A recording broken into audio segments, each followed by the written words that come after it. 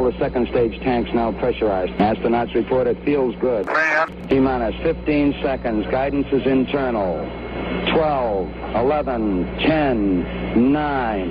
Ignition sequence start. 6, 5, 4, 3, 2, 1.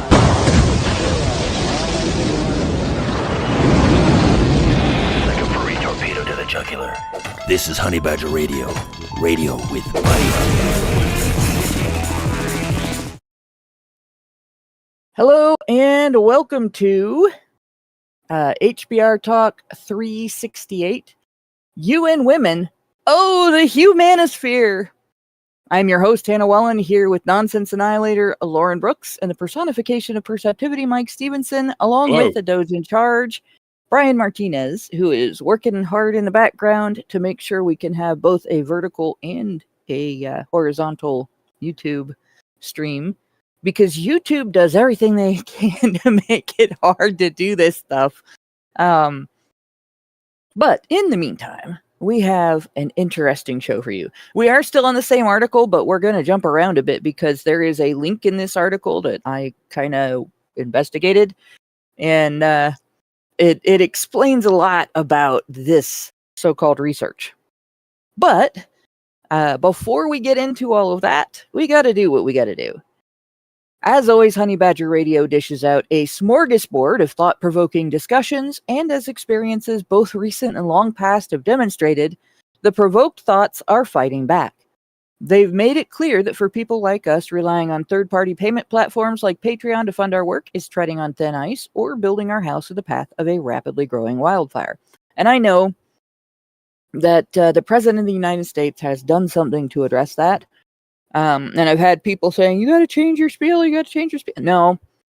You have to understand, just like with universities and DEI, a lot of these payment processors are under pressure from banking organizations that used government policy as an excuse rather than being forced by government policy.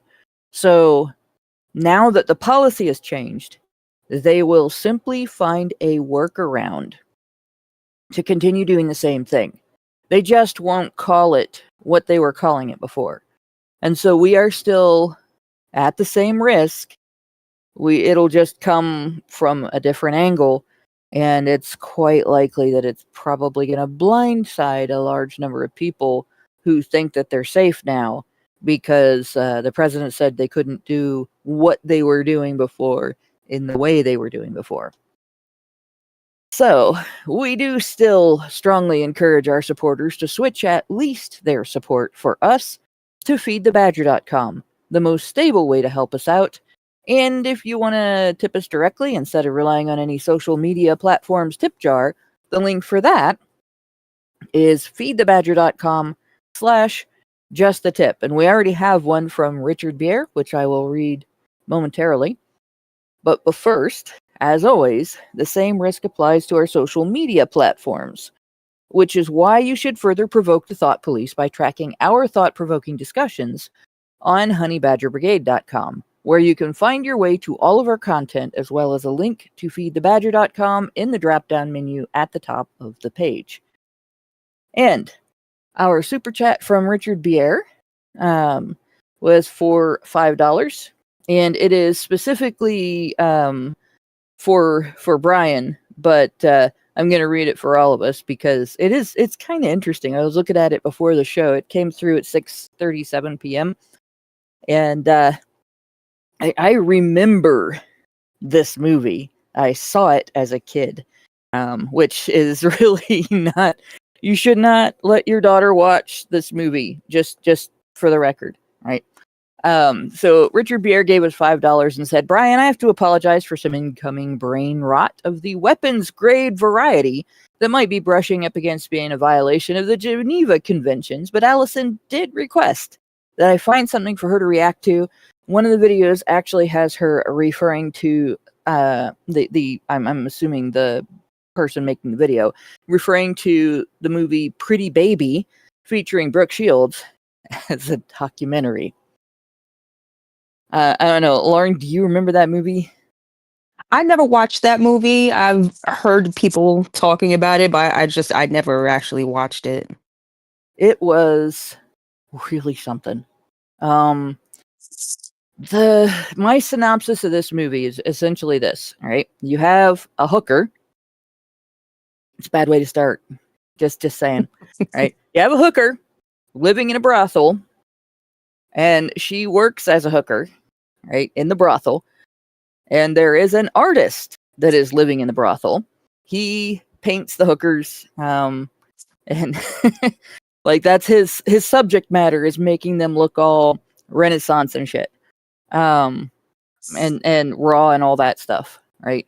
So he's very artsy fartsy, and that's totally his reason for being in the brothel with the hookers. Yeah. And it doesn't overly sugarcoat the way that being a prostitute affects the hookers. But in the meantime, the hooker has a baby.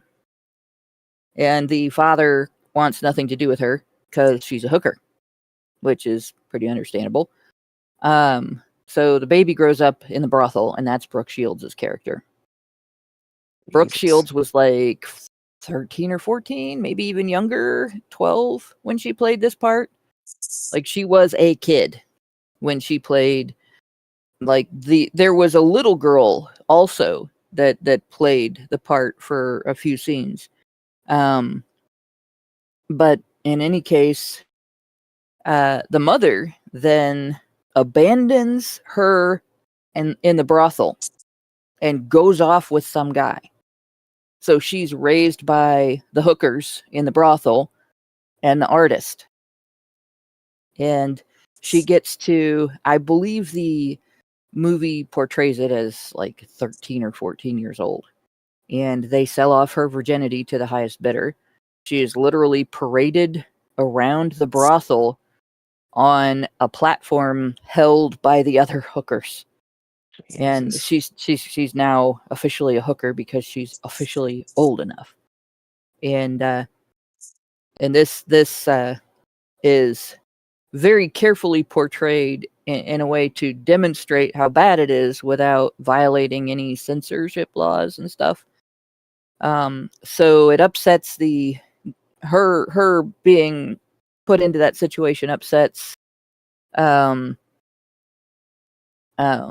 the artist, and so he rescues her from the brothel, but then he marries her, and they sleep together, and there's a sex scene with them too. So she has a sex scene with an old guy, and then she has a sex scene with another old guy. She has scenes where she's portraying having witnessed sex scenes. Like, it's really inappropriate material for a child to be involved in. And everybody, talked about it at the time. It was controversial at the time, and there was all this, how dare you, and blah, blah, blah, in regard to criticism of the film. Rather similar to the way critics of Cuties were criticized. This is progressive. This demonstrates, what's wrong with this system and this situation and the misogyny and the blah, blah. Actually, you just exploited a child for entertainment, Hollywood. Don't give us that bullshit, right? Mm-hmm. So there's quite a bit there, but the movie is not a documentary.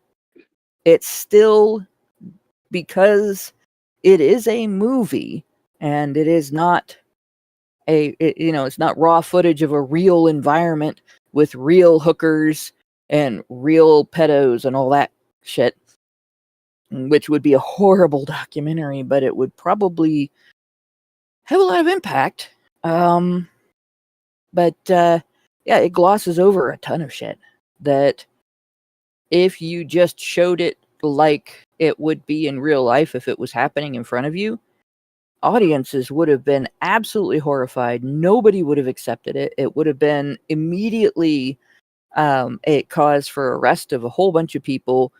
Yeah, like none of the arguments, for the making of the film would have been made. So, yeah, that definitely was not a documentary. Like it's equivalent of calling Pretty Woman a documentary. Yeah, it's like huge bullshit argument. right? So yeah, that movie, and she's had some things to say about that movie as well. It's not a cut and dried thing for her, but I think, or at least it wasn't in the few quotes that I saw. But she definitely acknowledges that it wasn't the best thing that ever happened to her. Also, and like at that age, she had to rely on her mother consenting for her to be in this movie. And like if I had raised a kid that wanted to be an actor, besides the fact that I would have tried to redirect their creative energy away from Hollywood because Hollywood eats kids, Mhm. that wouldn't have been the type of film. Like maybe, Allegedly. We don't yeah, know well, they no. eat kids. We only know they rape kids. They eat kids like a meat grinder eats hamburger. Not they not might like literally cannibals eat eat kids. kids. Well, that's They true. might. They might. They might. There is that possibility. They do suck their blood. I mean, that's common knowledge. I mean, that counts as Yeah. eating, doesn't it? Kind of. Yeah. Does soup Yeah. count In as fact, eating? depending Nobody on your knows. religion, blood transfusion might even count that way. But yeah, no. It just, having seen it, like I can honestly say that movie never should have been made. Never should have been made. And I mean, that wasn't the only one, right? The Blue Lagoon is a whole nother story. That movie probably also should never have been made because I think she was underage for that too. So yeah. Any case, there is our super chat from Richard Pierre. We have one from Meredith G gave me the information. Good, I don't have to look it up. Meredith G gave us $5 and said, HBR Talk 368, Honey for the Badgers. FYI, Brooke Shields was 11 years old when she filmed Pretty Baby. Jesus Christ. 11. Yeah, that's no way. You shouldn't be exposing a kid to that at 11 years old. That's Hollywood morality. That's an oxymoron, Senior Sticks. Yeah, when I was 11-year-old, I was working. I had a job with my family photo business. When you do portraits and weddings and stuff, you use multiple rolls of film, and each image corresponds to a negative. And on 35 millimeter film, each negative has a number under it. And it'll either be 1 or 1A, depending on the position the film ends up in when you run it through the camera, when you load it in. Sometimes it gets a little off center, so it'll be an A roll instead of a number roll. But aside from that, if you have 8 rolls of film, you can't just say, I want image number 1 or image number 16 or whatever on your 35, your 36 exposure roll, on your 35 millimeter film, because there are 8 different images number 1 and probably 8 number 16s as well. And there might even be 2 or 3 A rolls. And in fact, I once numbered a wedding where there were several A rolls. So you letter your rolls from B through however many, however far into the alphabet you get. And then you, on the back of the proofs that people are looking at to see which pictures they want to order, you write the corresponding letter of the roll of film and the number. And this process takes time, right? It's not a lot of work. There's not a lot of effort that goes into it. But it is time consuming. And it's the kind of thing that, you don't want to sit around and do all day if you're an adult and you have other work to do. So during the time when minimum wage was, I think, like $3.85 an hour, I got paid $1 a roll to do this, which essentially amounted to me getting paid like $6 or $7 an hour by my parents to do this. And it was like a few hours a week. It wasn't really that much work, but it was income, right? And I had book money, and I could go to the bookstore and get myself some books and comics and a candy bar for me and a candy bar for my brother, and then make him really happy and feel like a big girl because I bought my brother a candy bar and all that stuff. So it was really neat, right? That was my experience of working at 11 years old. I can't imagine what it must have been like for Brooke Shields to do this at 11 years old. Like, horrible contrast there. But in any case, there you go.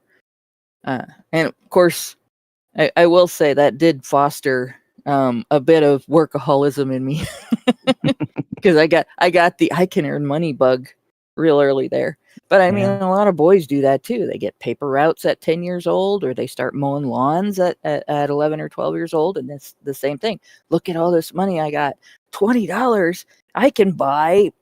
Back then that actually would buy you a couple of video games.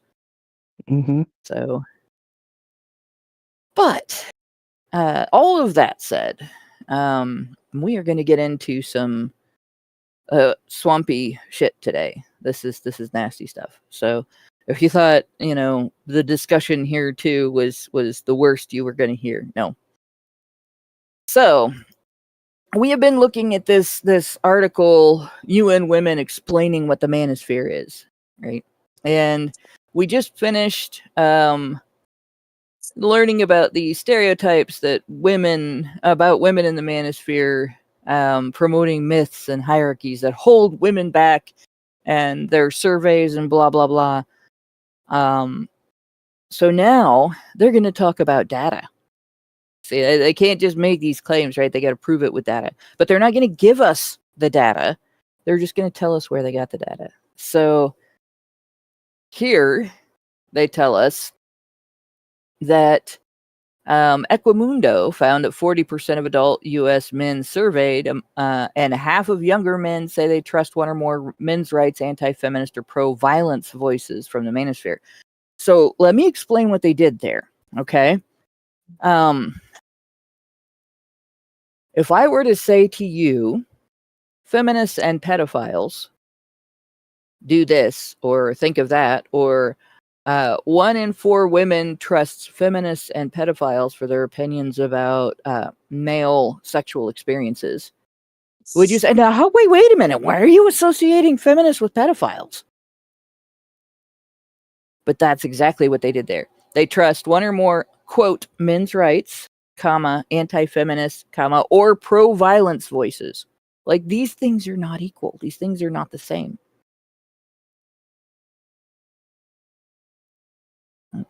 Not even remotely. And where they got this pro-violence. Who the hell is pro-violent over on this side of the tracks? Yeah. There we go. You go. This is your one and only men's rights website where we talk about why we should all be beating women. They might be referring back at Checkers, guys, at Checkers. They might be referring back to Paul Elam, and the most famous thing he ever did was respond to that Jezebel article, saying if women are willing to be violent to you, you should be willing to be violent to them. And that was that was their go-to smear for a fucking long time. Look at what men's rights activists do. They what Jezebel? No, there is no Jezebel. Don't worry about Jezebel. Jezebel has never said anything. But this men's rights guru told everyone to beat the shit out of violent bitches. He did say violent bitches. Yeah. But they don't. Yeah, he did. Don't do that. He just told everyone to beat the shit out of women for no particular reason. No, he didn't. He responded to a Jezebel article where a bunch of rabid feminists told their story in glee about how they would beat the shit out of their boyfriends and husbands for having breast cancer and shit like that. And he went, all right, let's tone match. If you're quite willing to beat the shit out of us, what would happen if we were quite willing to beat the shit out of you? You'd all complain, wouldn't you? And they did. They fucking did. And I can't help but think that's probably what they're talking about. Yeah, that very well might be. And I will say this. They knew what they were doing when they wrote that article, right? The title of the article was literally, "Have you ever beat up a boyfriend?" Because we have. Like, this is just deliberately inflammatory. They didn't write this just because they were confessing to something that they thought, well, it might be interesting to see how many women would also confess along with us to this. How common is this behavior? But no, they wanted to upset people when they wrote this article. The goal was to upset specifically men, talking about men's issues. I missed a super Rumble rant that was more relevant to the previous part of the discussion. Shonamo gave us, or Shonamao gave us $1 and said apparently painted women, in other words, hookers, was a thing during the Impressionist era. That makes sense.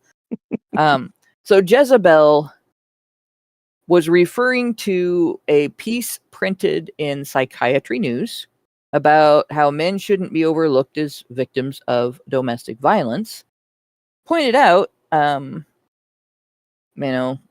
women do physically assault their spouses. And so then they started talking among themselves. Have we ever done this?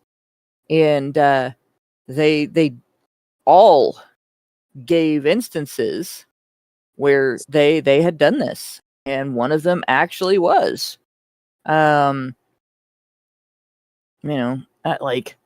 this is, let me read a little bit of this. It's not on the screen for you, I'm sorry, but here we go. One Jezebel got into it with a dude while they were breaking up, while another went nuts on her guy and began violently shoving him.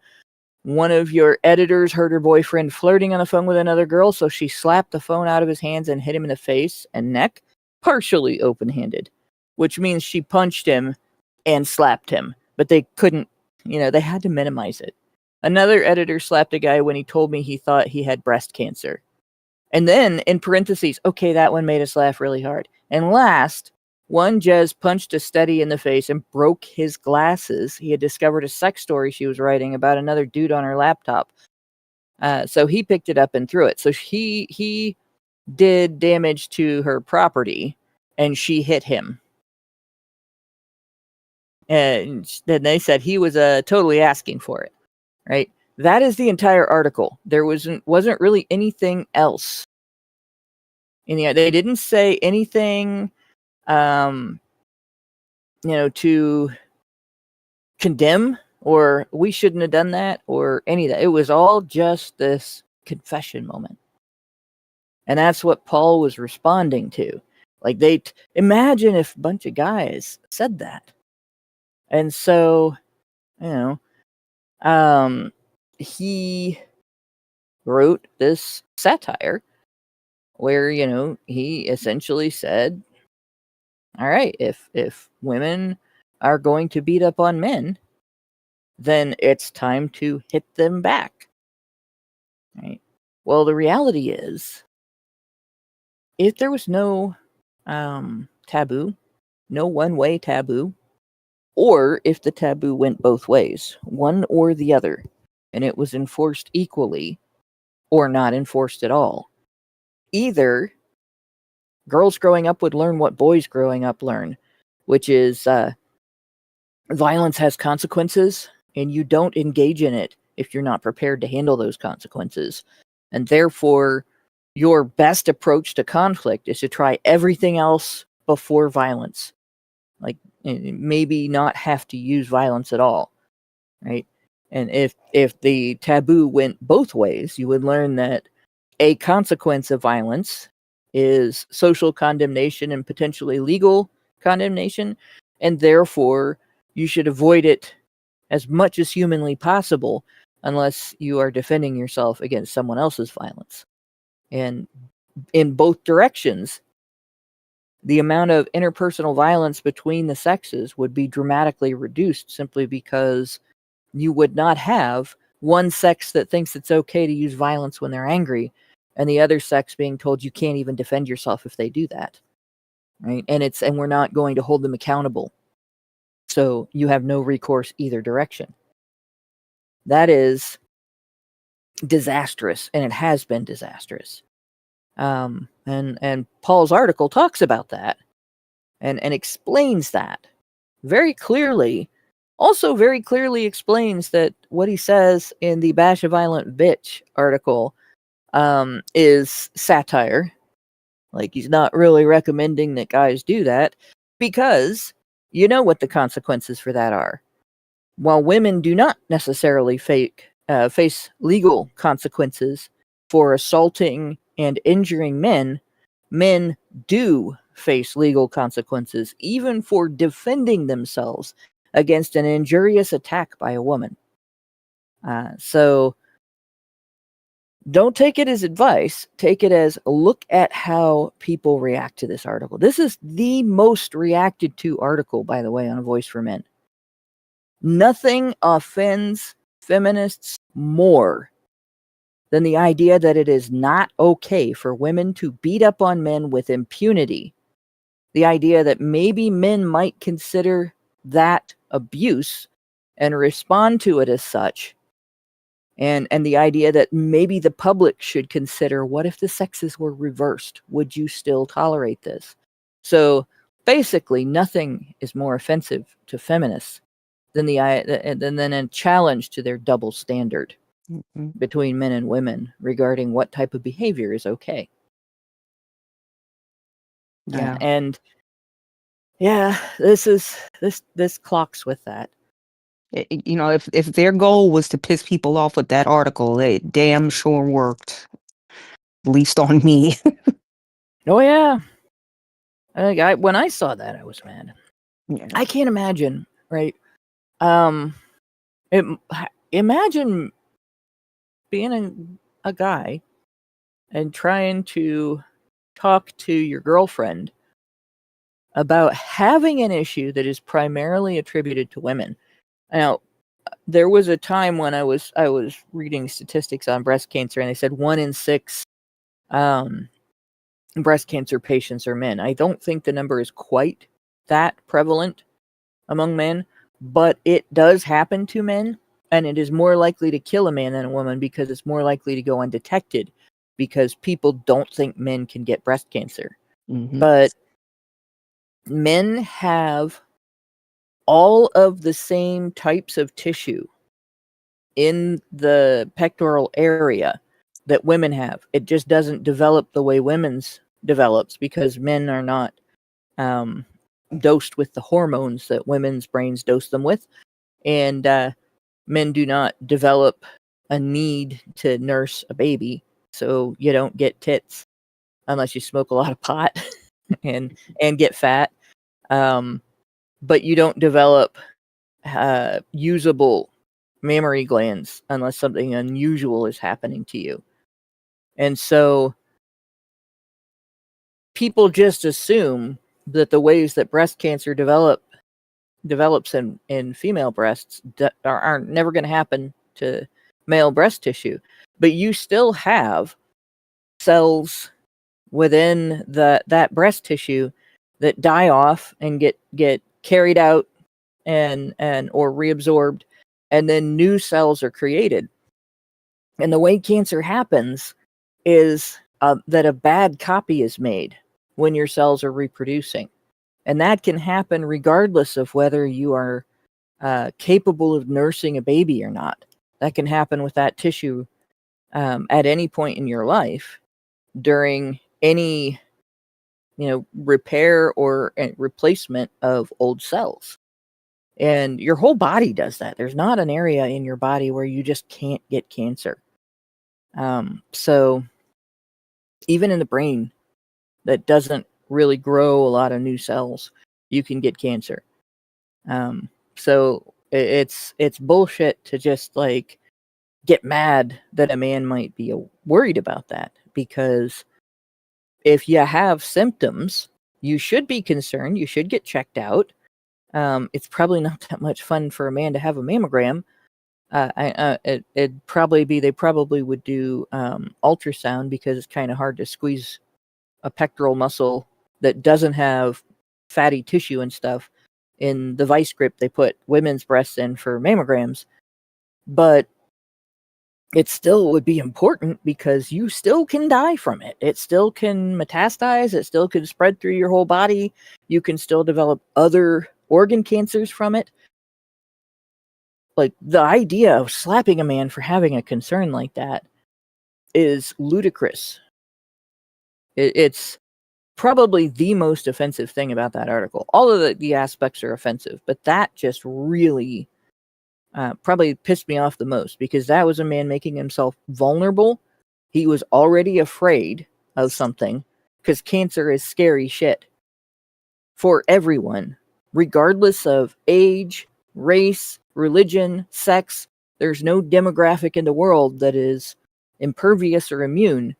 It's scary for everyone. And rather than being a partner and loving him and caring about him and talking to him about his risk level and what steps he might take to mitigate the risk that this might become a deadly problem, or a disfiguring problem, she hit him. Like, what the fuck, bitch? Why would you do that to somebody you profess to care about? What is wrong with you fundamentally that makes you respond to his vulnerability and his need for your advice and help and consideration by hitting him? Like, there's a woman who nobody should ever date her. Mhm. Nobody should be alone with her. She's dangerous. Gotta say. Like, I can't imagine doing that. If someone close to me, male or female, expressed that to me, I think this might be happening. Like, my first response would be, we can get through this together. Let's start talking about what we can do to protect you. We're going to make this as okay as we possibly can. Like, anything but violence. The polar opposite: comfort, care, assurance, assistance, but not violence. Mhm. Right?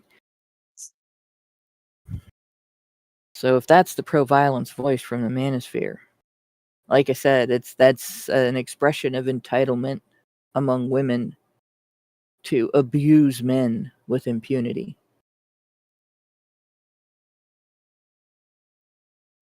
And Meredith G says there are women who can't handle when their partners show any kind of weakness. Yeah. Some women don't understand what a relationship is. Right?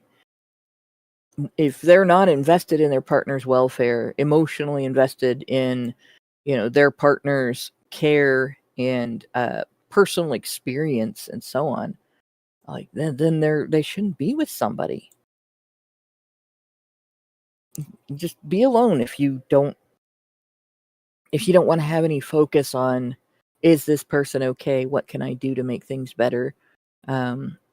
Are we enjoying ourselves together, our time together? What can we do as a couple to make that better, and so on? Like, if you're just going to be taking and not giving and not focused on anything you can do for your partner, get a servant. Pay the servant to give to you whatever it is that you're after, and be honest that your relationship is transactional. Don't date. Jeez. Yeah, there's a lot of women that just don't know how to be alone. They can't handle being alone. So again, it's not, they're not entering into these relationships because they want to they have someone that they care about. It's what can you do for me? Yeah. And it's not fair. It's not fair to either one, because you don't grow if you're like just constantly being given whatever you demand, and never actually looking inward and trying to do the work to fix whatever psychosis is going on in your mind. Yep. Yeah, if you're a woman and you're listening to this and you're offended at what I said, get help. Explain. Go to a therapist and explain to the therapist why you thought what I said was offensive. And I'm sure the therapist can explain to you what you need to change in your attitude, because the problem is definitely you. There's no bones about it. Like, it is not normal to treat people the way the women that wrote this article treat their partners. Right? There's something wrong with every single one of them.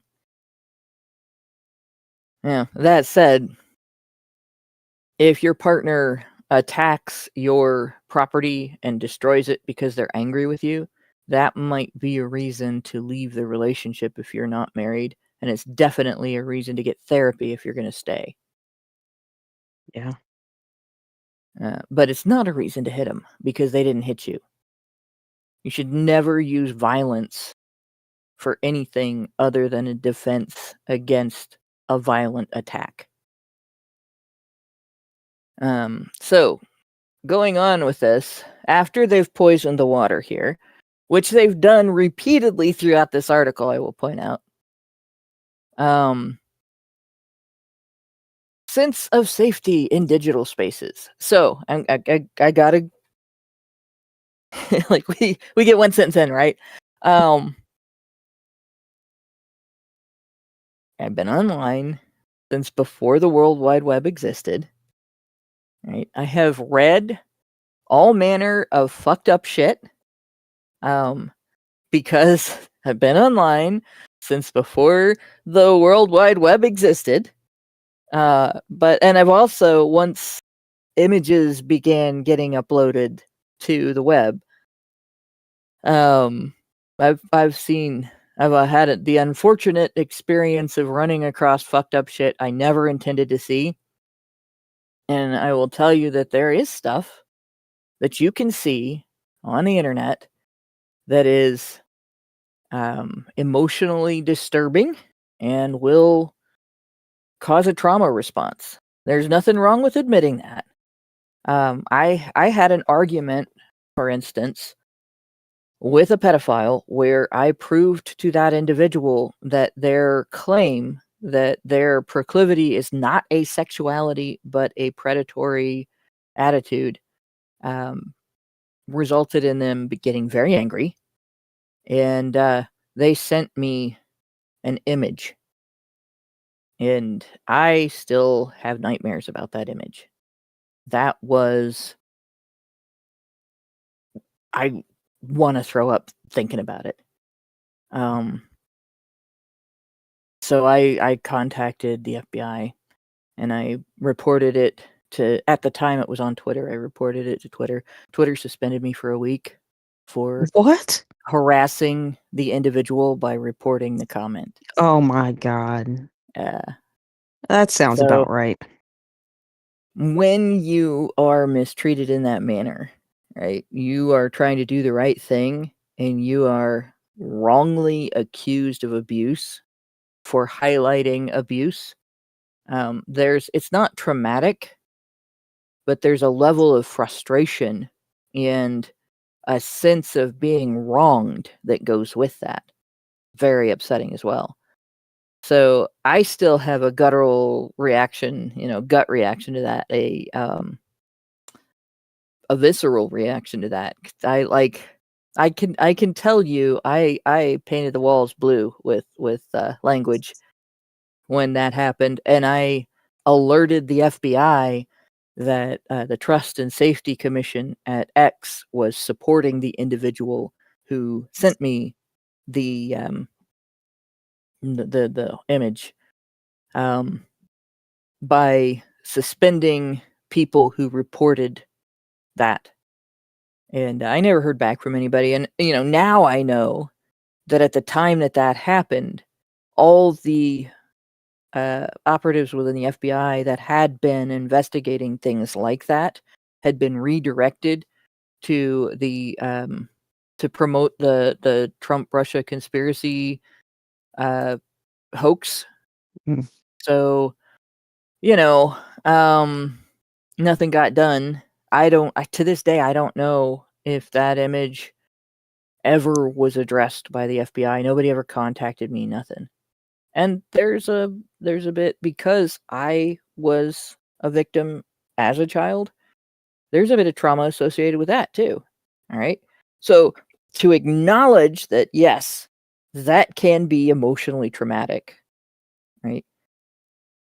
That compared to experiencing actual violence is like comparing, having somebody tell you a car accident happened or describe the scene of a car accident or seeing a picture of a car accident to the physical damage that having 2,000 pounds of metal and glass slam into the door that you're leaning on in a vehicle at 55 miles an hour.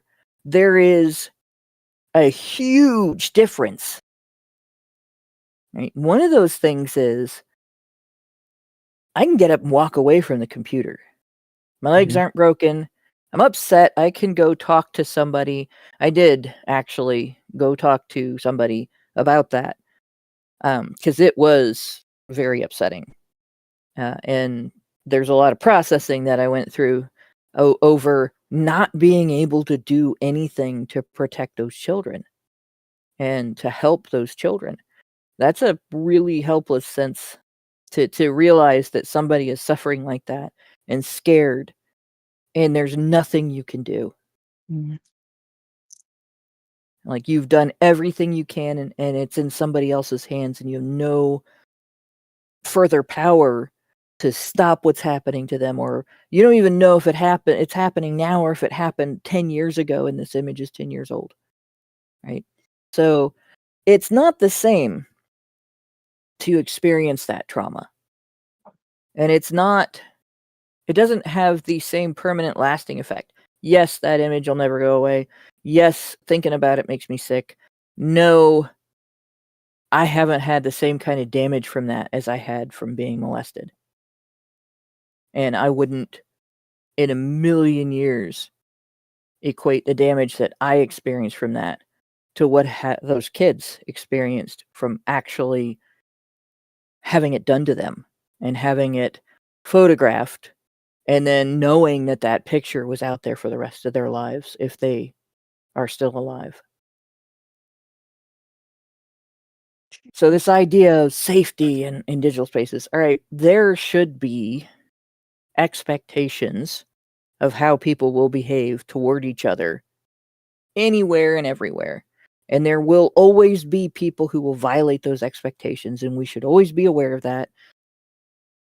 The way to handle that is reporting systems with law enforcement. If somebody violates a law, like, creates an illicit image of children, that should be something that you should be able to go to law enforcement for, and they will investigate it. And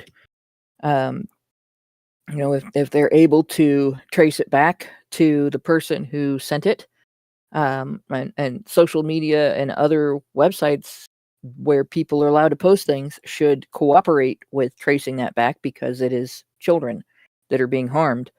That is something that should be handled by law enforcement. It shouldn't be,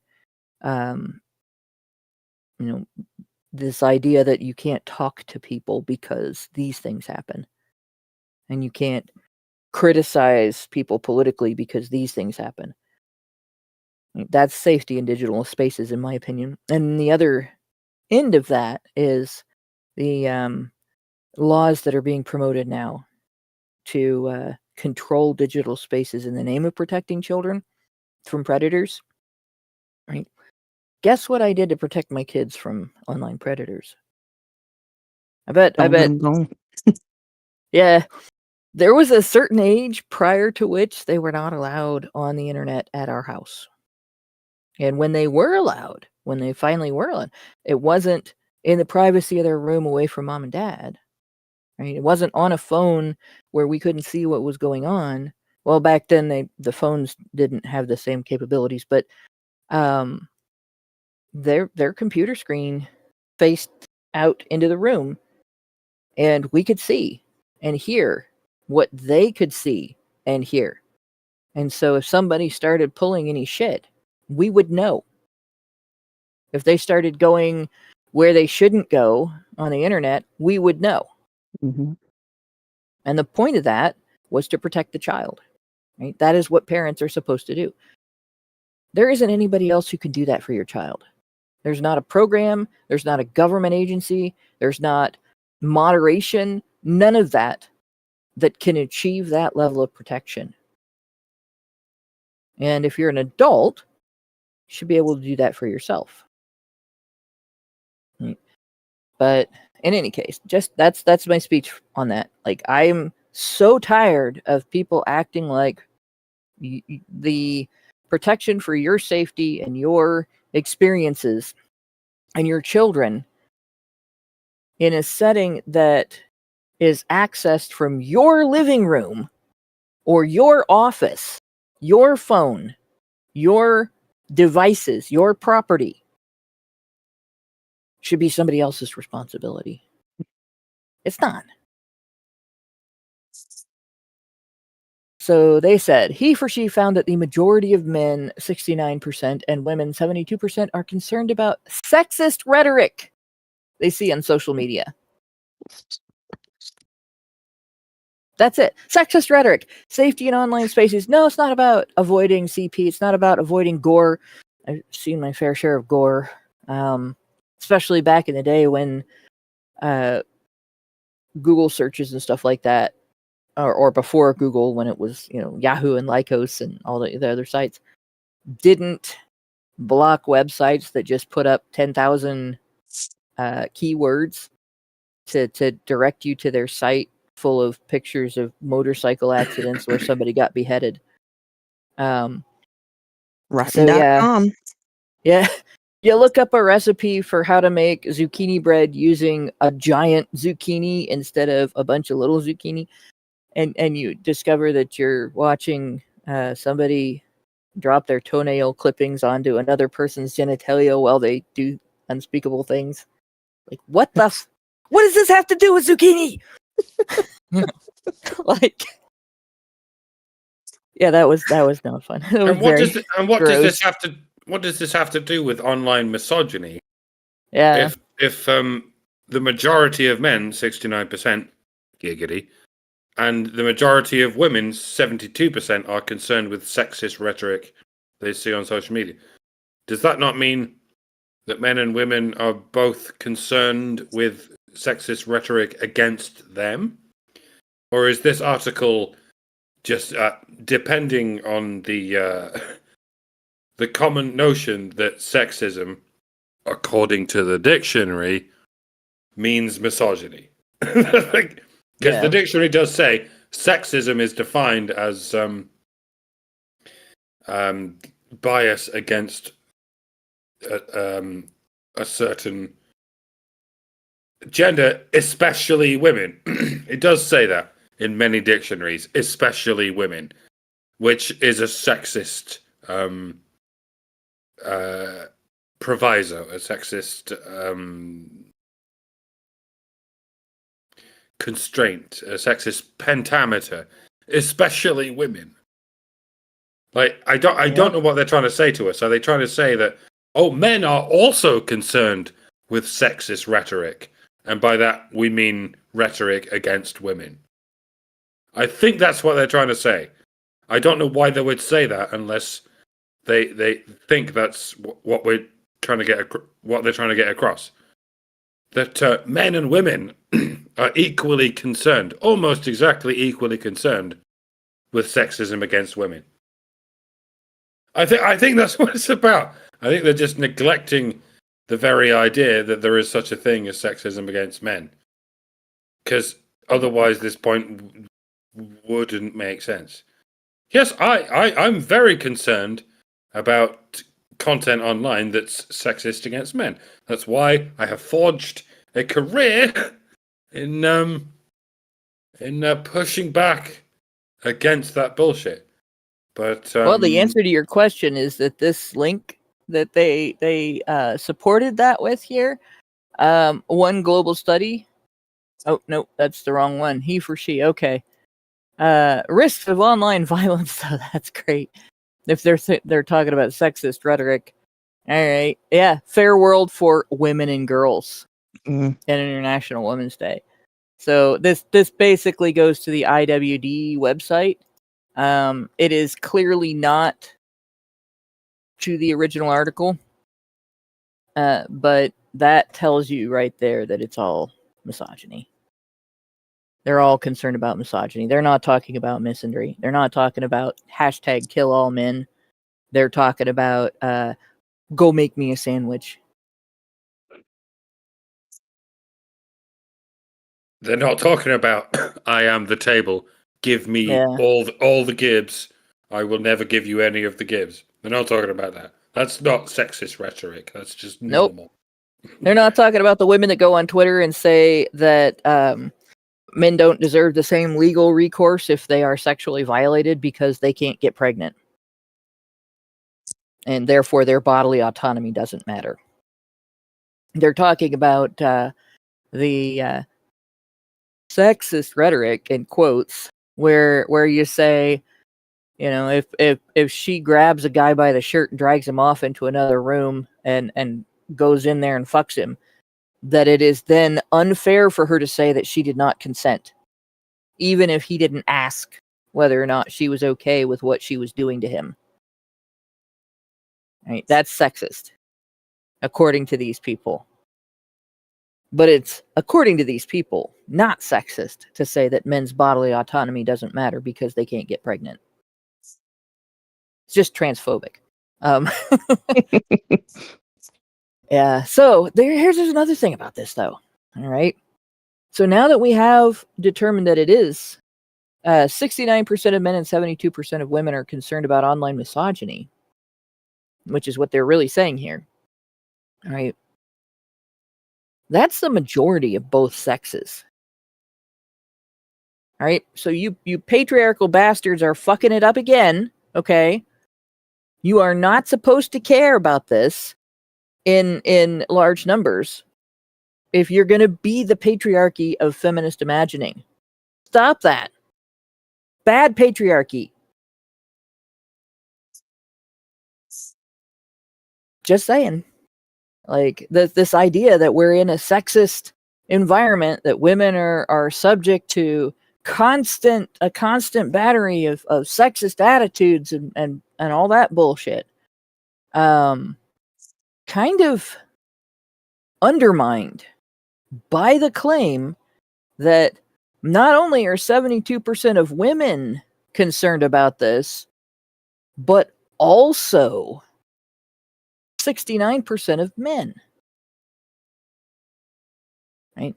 If this was the environment that feminists describe was real and true, that number would be significantly smaller. It would only be feminist men, right? It would only be the men that feminists approve. It wouldn't be the majority of men going, you know, this is bad and nobody should be doing it. Risk of online violence. One global study found that 58% of girls and young women have experienced some form of online harassment. Mostly from women. It's mostly from women, isn't it? Mostly from women. They're not going to divulge that information, but it is mostly from women. There have been 3 men that I've experienced this from, and they were all feminists. They were all male feminists. One of them was, he went by the name of God Evolves. And that guy. Yes. That guy. The guy that was triggered by bread. Yes. So the short version with with God Evolves is he decided that people should not be allowed to oppose feminist rhetoric in any way on social media. So anybody that was arguing back against feminists, who were arguing that law and policy should be gendered to discriminate against male victims of violent female crimes, female perpetrated crimes, and to discriminate against the due process, or violate the due process rights of accused men, while protecting the due process rights of accused women. Like, if you're objecting to that, if you're objecting to family law being gendered in a way that discriminates against fathers in custody court and so on, like, that guy was going to take you down. And he had a hit list of people that he was going to take down by provoking them into saying reportable things, and then reporting the things that were reportable, and eliminating their accounts. And he went through several people on his hit list. He got Karen, because she asked him if he was retarded, and he said, that's it. He just reported it, and of course she appealed, and because she had asked, that she, in her appeal, she said she was legitimately checking. Like, she wasn't going to argue with this guy if he couldn't handle the conversation. They accepted her appeal and restored her account, right? So this occurs, and as soon as her account was restored, she posted, a picture showing that they found that she had done nothing wrong, and in a retweet of the original comment. And so he reported that and got her suspended again. The way that Twitter worked was, if you report somebody, initially the algorithm would go through your tweet, and if it finds a hurty word in there, your account gets suspended, and you have to either go through the appeals process or delete the tweet. So this happened repeatedly, and eventually they suspended her account because they didn't want to deal with him anymore. And she wouldn't stop crowing about the fact that they were unsuspending her, and she won each appeal. And so I think that they didn't actually deem her abusive. They just got tired of dealing with his reporting, and instead of banning him for repeatedly false reporting her, they banned her for repeatedly pointing out what he was doing. But he went after me next, and he actually, there are archives of him saying that I was next. He was going to get me next, and so he started being as provocative as humanly possible, and I started lampooning him. And I don't do the getting offended and responding angrily, or being shocked and asking, "Are you stupid?" Or are you retarded, or in any other way of saying, "Are you incapable of handling this conversation?" Unless I genuinely suspect, somebody, like, I've tested a few people to see if maybe I'm arguing with someone who is not equipped to argue with me. And I've had a couple of conversations that have ended because the individual failed that test. And I was pretty sure I was arguing with somebody who was, it was abusive of me to continue the argument. And so there were times when I've asked that, but not as bluntly as Karen did. And I knew this guy was being disingenuous because I had seen him say that, like, he tagged me in his "I'm going to get this person next" tweet. I guess I was supposed to be intimidated by that. But, I mean, that's not how I grew up. Someone says they're coming for you, them's fighting words, right? So I started, engaging with him even more. And among other things, he went through my account. Like, he went as far back in my account as he could. And I had a tweet that I posted where I was in Walmart and I took a picture of some rolls that they're kind of football shaped, and they have like a little crease in the middle where they cut the bread so that it spreads a little bit, and it kind of looks like lips, so it also kind of looks like pussy lips. And they had some that were plain and some that were honey glazed, and they're very delicious bread, right? But the honey glazed ones withered and shrank a little bit, and the non-honey glazed ones didn't. So they looked wet. The honey glazed ones looked wet. And all I did was take a picture of the case with these in it, and in fat text, I posted before over the ones that were still fat, and in skinny text, I posted after over the ones that were withered. I said absolutely nothing sexual there. Just before and after. Didn't say before and after what? Didn't actually say anything about them being like any body part. Nothing. This guy freaked the fuck out over that post.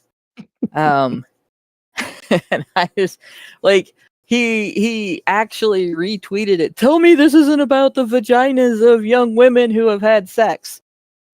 Like, way to tell on yourself, dude. Right? So I had a lot of fun. I posted dozens of images of bread made specifically to look like sex organs. Like, there were a whole bunch of like dick breads online. There were some that were accidental, and people posted pictures because it was funny. And then there were some that were clearly quite deliberate.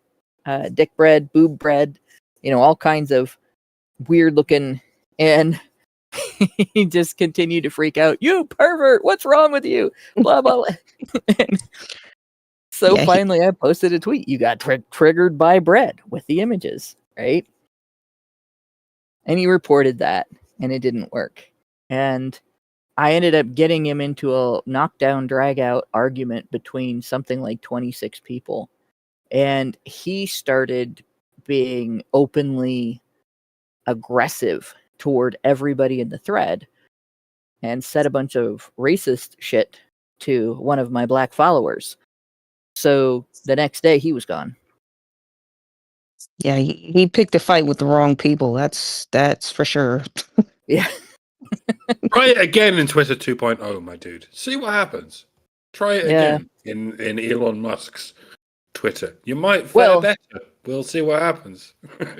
He said something so bad to somebody that during the, when everybody got amnesty and their accounts got restored, his didn't. Mm. I don't know what he said. I do know a couple of individuals sent me the things that they got back from X, that X had suspended him for what he said to them, and it wasn't just one person, it was like 8 people. There's no way he's not still there. These are people who have no qualms with creating multiple accounts. Yeah. For the sake of he did. Oh, he had of trying to get under people's skin, and if they can get through Twitter 1.0, they can get through Twitter 2.0. He's probably in your mentions right now. If it's even a human being, it's very possible that it was just a bot. There's lots of bots. I had a follower who doxed him. I know who he was. This guy was a school teacher, by the way. But yeah, a school teacher and a tattoo artist. Very strange combination. But he had more than a dozen accounts. They have all been suspended. And I believe he cannot make a new account because he's IP banned at this point. So, because I haven't heard back from it. We know what he sounds like and how he talks and stuff like that. So, essentially, like, this guy he's gone. But that's one, right? I have had to block feminist professor Michael Flood on X, right? For the same reason, actually, that I have Natty blocked. I like to be able to have conversations with a variety of people on a variety of topics and not have one person following my account all over the site, inserting one specific topic into every conversation, whether it belongs there or not, and insisting on making the conversation about that and flooding, my notifications so that I can't keep track of anything anybody else is saying. So yeah, This is where I must recommend muting. yeah. I've been on The only Twitter. problem is when you I've been on mute, Twitter for about 16 years and I've never blocked anyone because when it you works mute, out so much better when you mute people. They don't know they're muted, so they keep talking, so they cannot waste your time. But you when you can mute, waste it their allows time. that person to still redirect the conversation because they can reply to you, and then other people in the conversation reply to them, and the conversation still becomes about the thing that they're insisting on. So I have those two accounts blocked for that reason, and then I have a couple of people blocked because they were following me as a means of finding things to report, and I was constantly having to appeal comments that were not violations. So, and I do block I don't know what to call them, crypto bots, because they're very prolific. But I hate crypto bots. I don't hate crypto bros, but I do hate crypto bots. But in any case, like there's all kinds of tools like that, right? There are websites I don't go to because they're just shit. Like shitholes of ridiculous. You won't find me on Threads. You won't find me on the blue whatever bullshit that was uh,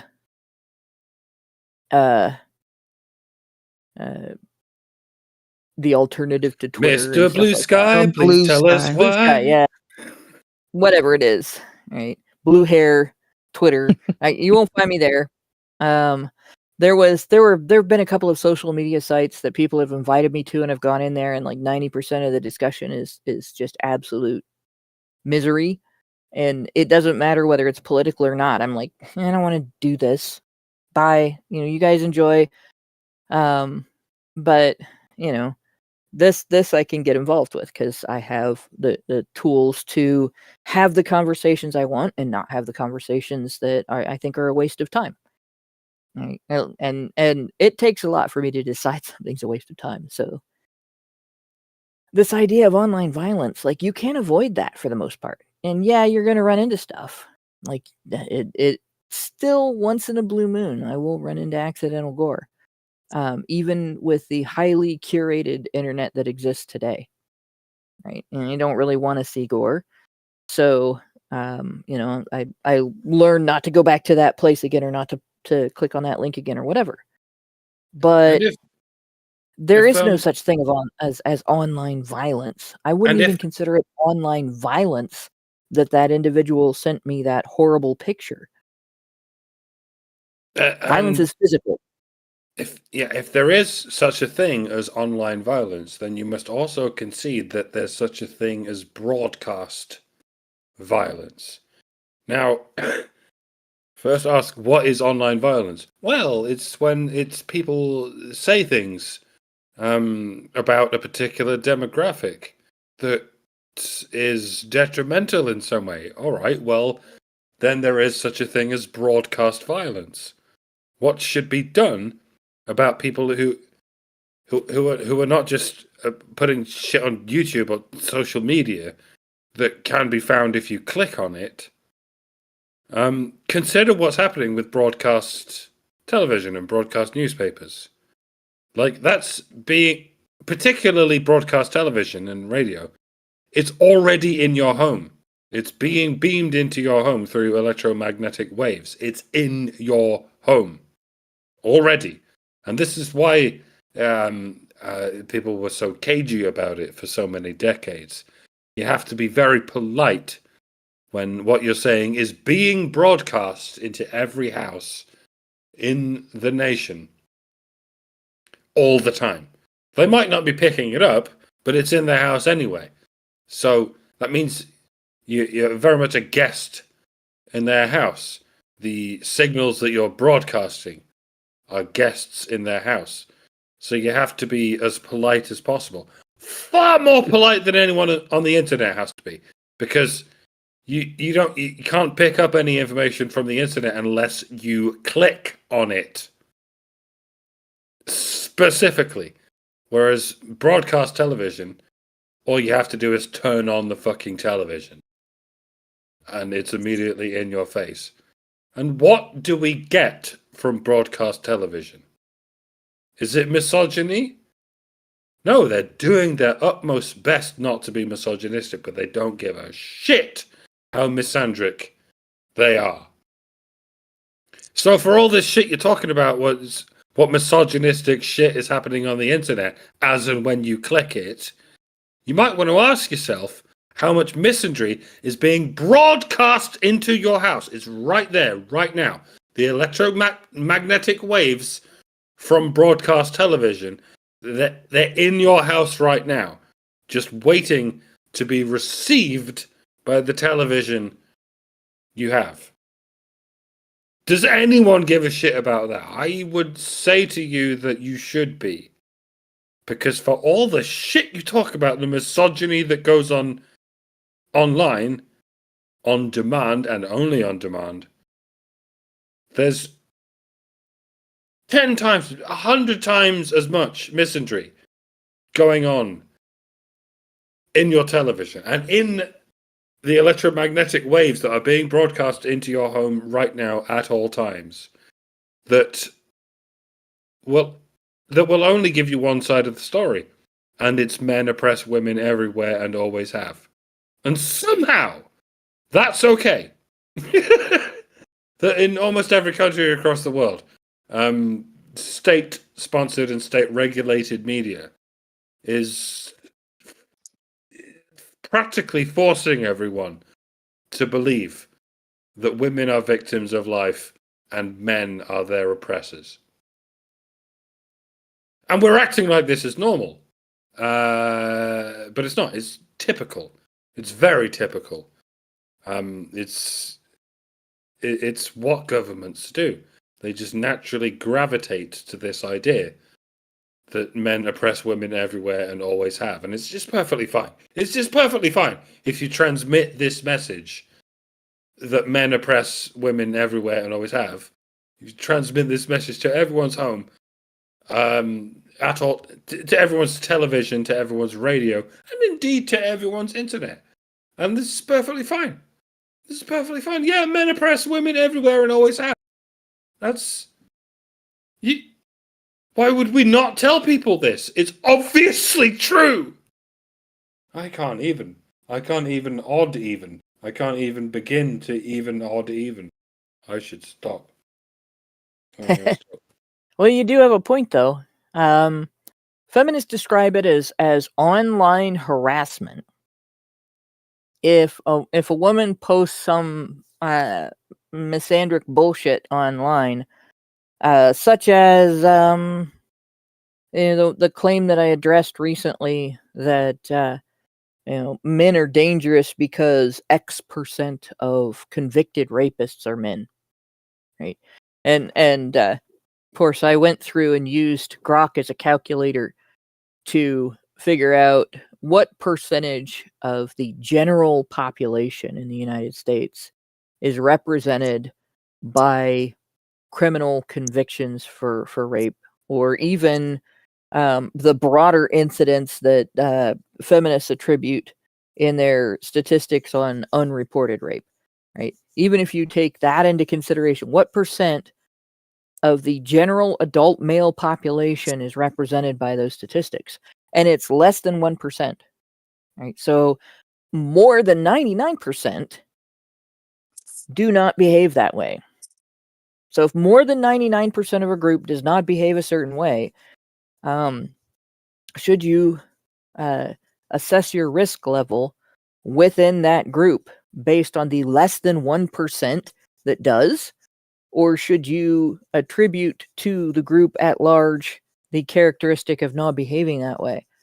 And it's disingenuous to suggest that You can't be safe with anyone from that group if a tiny percentage behaves that way, because they're obviously not just outliers when we're talking about human behavior. If only a fraction of a percent of a group behaves a certain way, that behavior is abnormal. And so the individuals who engage in that behavior are abnormal. And therefore, you should be able to sort out who is the threat and who is not most of the time. And that indicates that actually the threat level within the main population then would be extremely low. But this feminist was deeply offended by finding out that she didn't have to fear, guys who were not guilty of the crime, and couldn't demonize them because of that. And that would be considered harassment under the standards of feminist academia. But it is not considered harassment under the standards of feminist academia to respond to a male victim of sexual assault who is talking about his experience and how it affected him and what he would need as a victim of a crime to help him get back on his feet, and what recourse he feels he should be able to expect against his perpetrator, by pointing out that according to conviction statistics, the majority of perpetrators of this particular crime are men. It's irrelevant to the discussion. It doesn't matter. Because in the instance we are talking about, the victim who is talking about his experience, who is talking about his needs as a victim and his interests as a victim of a crime, and what would be fair to do to his perpetrator, right? It doesn't matter to any of those details. It doesn't affect any of those details to talk about cases that are unrelated to his, that are not his case. Right? So they go on with the risk of radicalization, and here's where we're going to go through a little bit of a rabbit hole. Some of the men and boys who enter manosphere forums feel alienated by mainstream society. You think?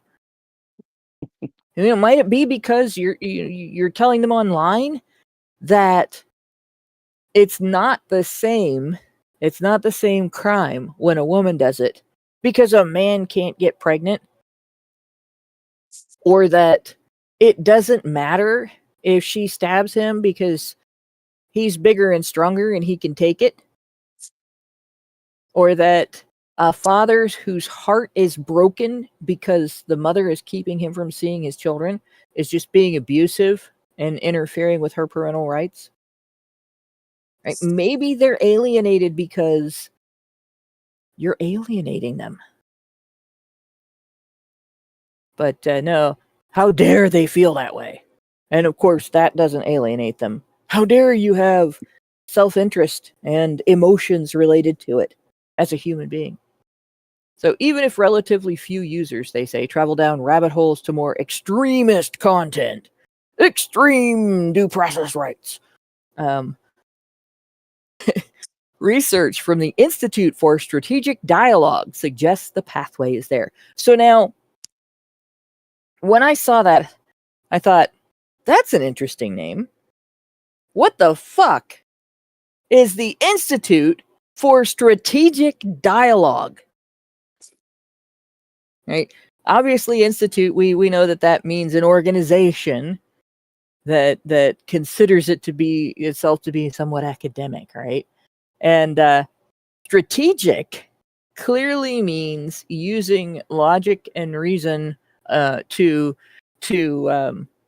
promote a victory against something that you consider to undermine your goals and doing the thing that you're doing.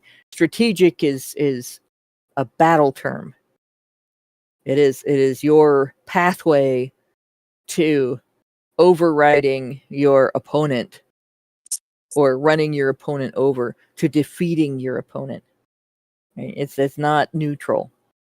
And of course, dialogue is supposed to be this two-way, back and forth sharing of information and opinions and analysis and criticisms and, all the variety of different ways that we discuss a subject in order to come to a shared conclusion or a shared understanding that we aren't going to come to the same conclusion. I mean, so we have these two. Strategic dialogue is basically like saying negotiation battle. Mm-hmm. Right? It's just a bit of an oxymoron in some ways. And the only way to make it not an oxymoron is if you expect to be using that back and forth as a means to manipulate people. Strategic dialogue is how you sell things. You have a strategic dialogue in the store when you're trying to get someone to buy this particular brand of lawnmower or camera or car. So let's take a look at this institute. Let's see, we're going to get rid of a couple of things here. Close that. And we're going to close that. And I looked them up.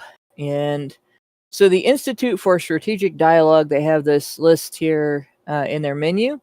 So I thought, okay, well, I look at their About page, right?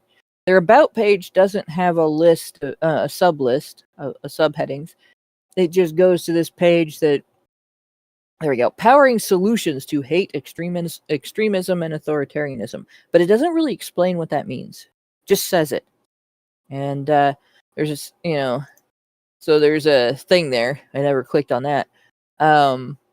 They have a Eradicate Hate Global Summit on addressing how extremists and hostile states exploit global issues.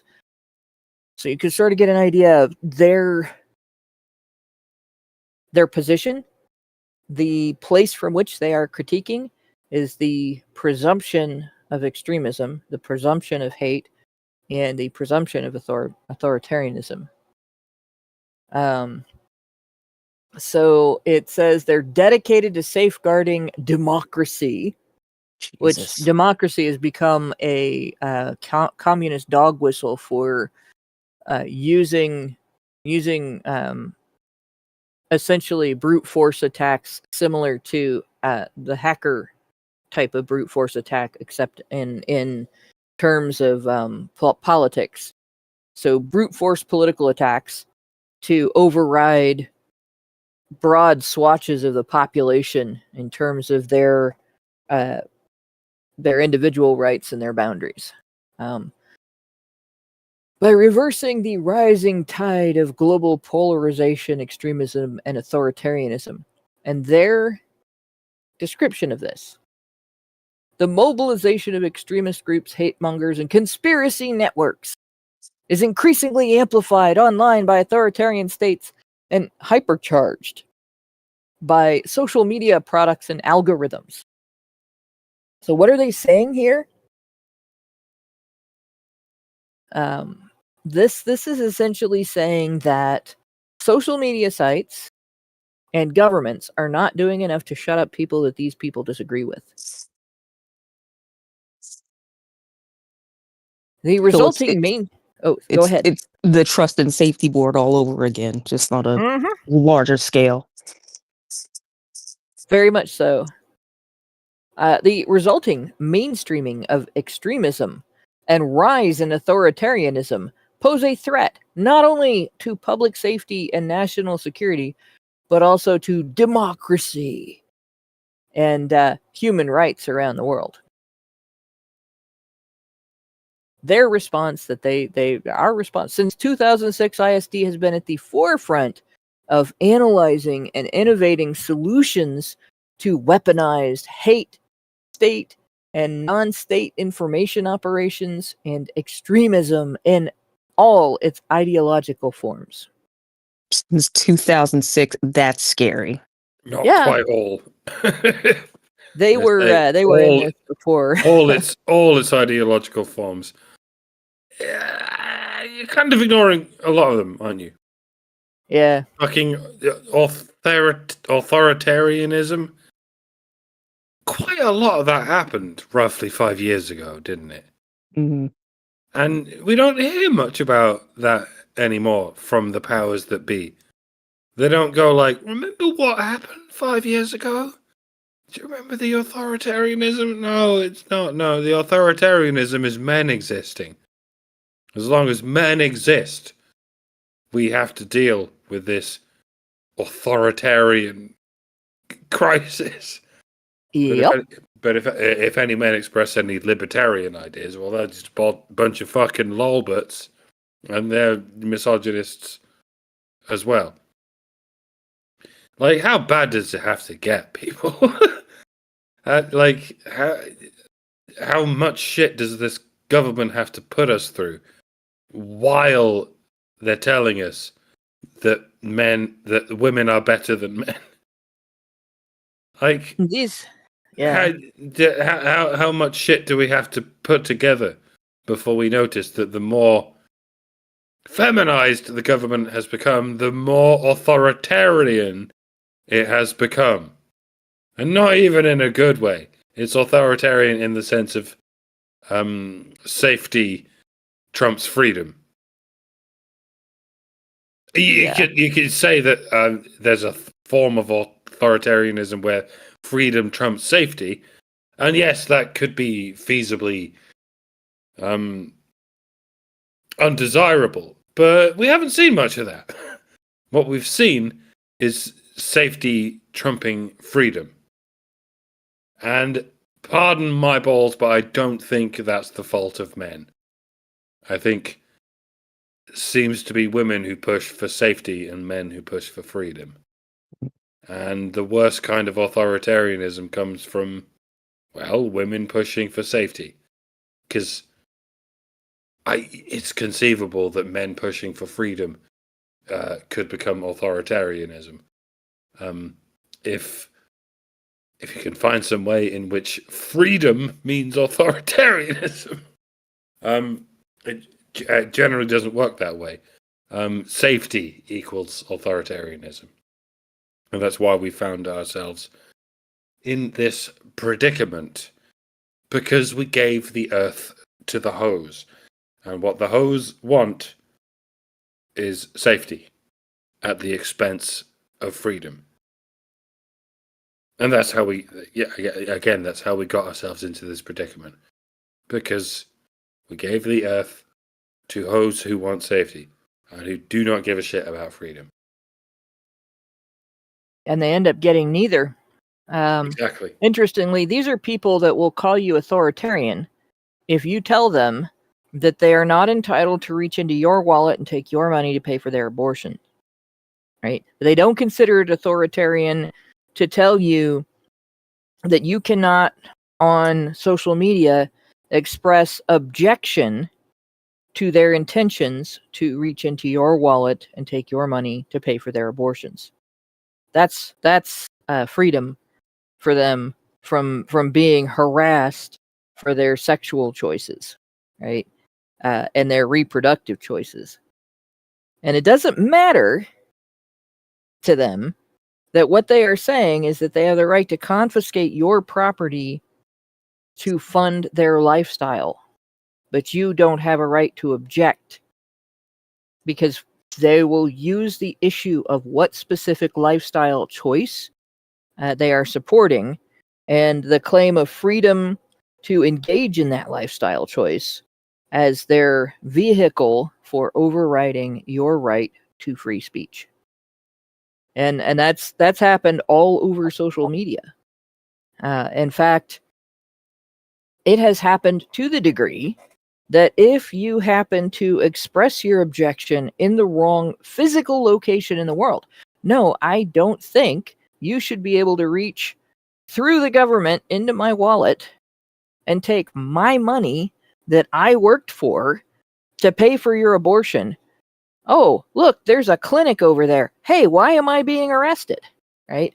That is an attack on your freedom of speech, your right to subject their claim of a right to your personal property, your money, to criticism.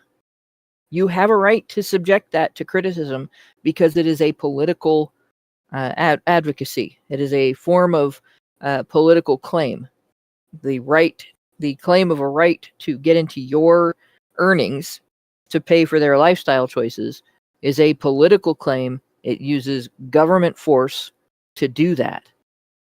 But because feminists have fought so hard to protect abortion, if you're standing across the street from an abortion clinic, when you say that, or on the same side of the street in some places, but in other places, it's across the street or within 500 feet, even if you're in your own home, even if you're live streaming and you say it, and the people who hear you aren't at the clinic, but halfway across the country or halfway around the world, you are breaking some law as to what you can say about this particular issue. And if they can do it with that issue, they can do it with any issue. Right? It's not limited to one thing. Abortion isn't sacred. In fact, it's the exact polar opposite. But feminists have defined it as such, and anything that they define as sacred in that manner can be used in the same way to attack your right to criticize government action that confiscates your property or limits your freedom of movement, freedom of association, freedom of speech, and so on, for the express purpose of protecting someone else's feelings, which is what's being done in that circumstance. So they go on, and this is a. Remember how I say, you know, we've been told that we're going overboard by talking so much about UN Women because they're an irrelevant organization. They're not actually part of the UN. They don't have any influence or anything like that. But they are an aggregate for feminist discussion that does influence government organizations and also nonprofit organizations that influence governing bodies, in particular legislative bodies, policymakers. This is an example of how they do that, right? They take stuff like this organization would have no influence anywhere if it wasn't for the fact that feminist organizations that influence governing bodies promote their shit. So since 2006, this organization has been doing this. Our teams work internationally in 30 languages and in every global time zone to detect and prevent threats to public safety, national security, and democracy. Meaning that they use their position as an academic and journalistic aggregate of information to inform changes in law and policies in countries all over the world in ways that affect the freedom of speech, association, and movement of any group that they oppose. And then they go on and describe they combine best-in-class digital research technologies and methods with in-depth subject matter expertise in state, for example, Kremlin, CCP, Iranian, and non-state terrorist, extremist, conspiracy threat actors delivering contextualized threat intelligence to their partners in real time. So they are essentially analyzing what comes out and then advising the governing bodies that they are in contact with. And when they do that to various states, like they might look at what's coming out of Russia, they might look at what's coming out of China, they might look at what's coming out of Iran, then they advise the advisors that then tell various senators or congressmen, members of parliament, administrators like prime ministers, presidents, and so on. Here is what these people are doing. Here is why we think it's dangerous. Here is what policy changes we think that you should use to address them.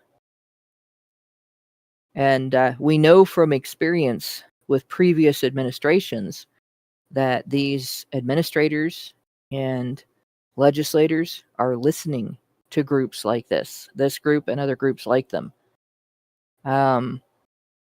This, they say, includes threat detection, monitoring, incident response, trend analysis. So trend analysis is what they're doing with us, where they're generalizing and combining things together that are not related and not necessarily associated with each other, that don't have any control over each other and don't necessarily have any influence on each other, in order to demonize fathers' rights activists and demonize due process rights activists, demonize the idea of equal treatment under laws against partner violence and intimate partner between intimate partners, or laws against sexual violence. They're essentially poisoning the water on a grand scale, right? Law enforcement, public officials, election agencies. So these guys are professional engagers in election interference. Business and state and local government. Businesses. So you want to get a job with, say, Microsoft. Right? You guarantee that your workplace has been influenced by this group. And it's one of the reasons why, if you work in a corporate environment and you have posted a men's rights meme on Facebook or X or some other social media, there is that little risk that your employer might come back 3 years after you posted that meme, before you were employed there, and say, we have to let you go because you posted this meme that says the only good feminist is a dead feminist, or some stupid shit like that. Or you posted this meme that said that it's still rape when a woman does it, and it's offensive. And your coworkers are offended, and human resources says we have to let you go so they don't sue us. And then it goes on, right? They provide training. Who do they provide it to? Mayors, local officials, businesses and schools, right? Public officials, teachers, practitioners, most likely law enforcement. So these people who poison the waters by suggesting that advocates for violence and men's rights activists are the same are training cops. They're training city officials that make laws about how the police handle, say, domestic violence in your city.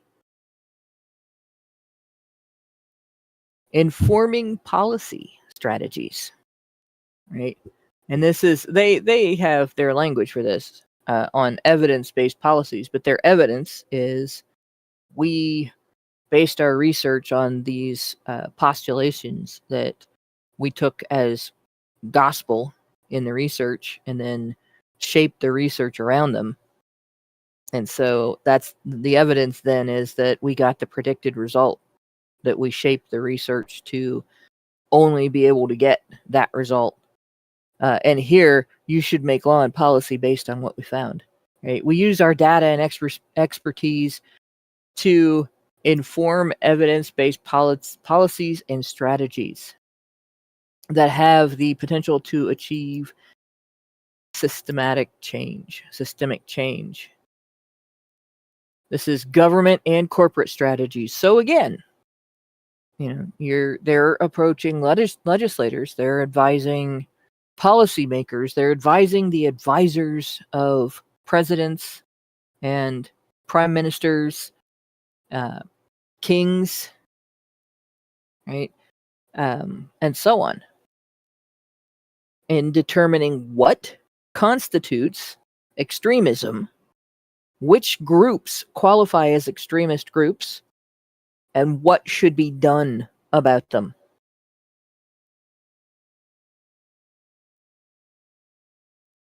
So out of the entire world population of billions of people, there are 150 researchers doing this.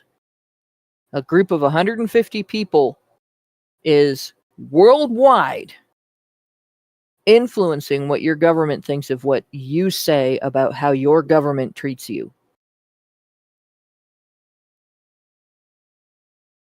And they have offices in London, Berlin, Amman, Washington, D.C., regional strong networks, or strong cities network hubs, in East and Southeast, or Southern Africa, Southeast Asia, North Africa, the Middle East, and the Western Balkans.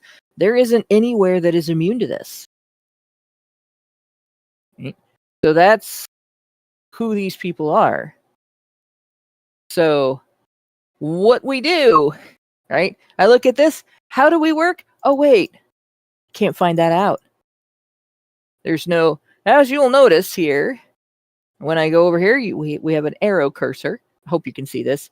When I go over here, we have the no sign. You don't get to know that. Don't get to know what issues, featured programs, or organizations are involved. That's a secret, guys. Classified.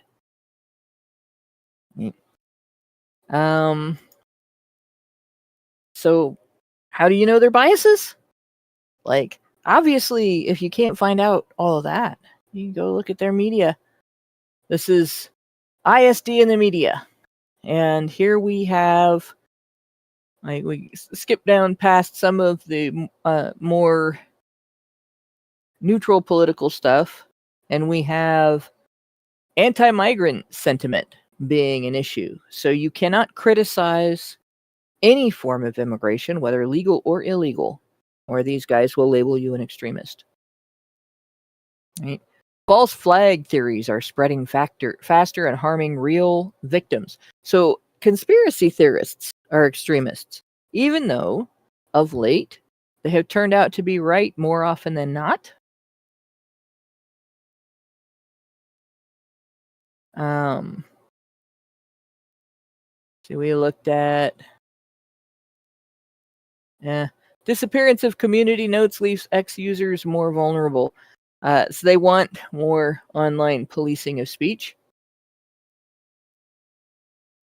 And they put this in among discussion about actual violent terrorist groups that bomb and attack with guns, right? So you get a bit of a mix here. Right? Talking about political violence in the U.S. here, which is real.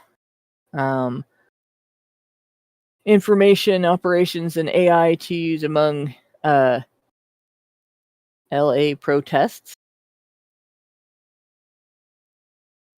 Here they're talking about bombing. Anti-LGBTQ plus post surge in relation to offline events. Right? This one is, people are allowed to say anti-LGBTQ things. There's freedom of speech. Right? There's no limit to that. Did adolescence cause a surge of users to an incel forum? In other words, Did adolescents backfire?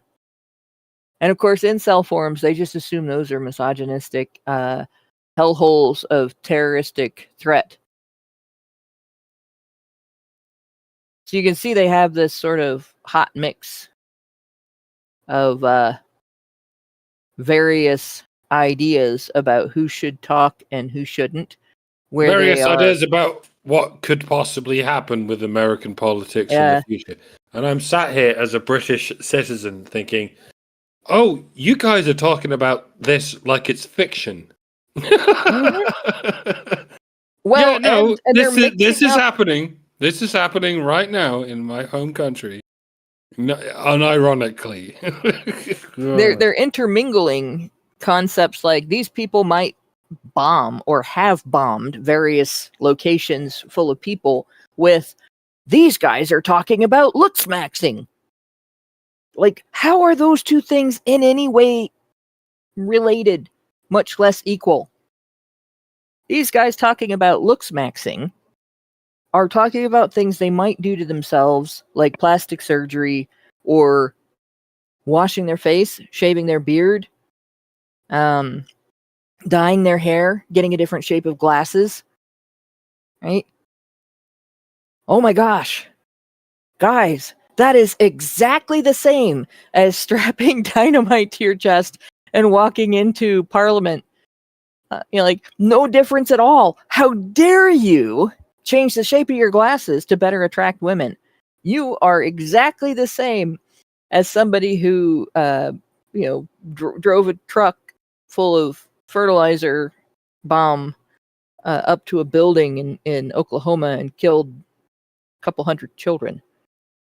Back in the day, like that's totally they're identical activities. Right? That's basically what we're looking at here. Meanwhile, feminists are literally traveling through they're on a crusade in the entire world. They are in every country trying to push this communist bullshit. But men are the terrorists, right? Okay. Yep. By the way, when men do it, they call it looks maxing, right? You know what they call it when women do it?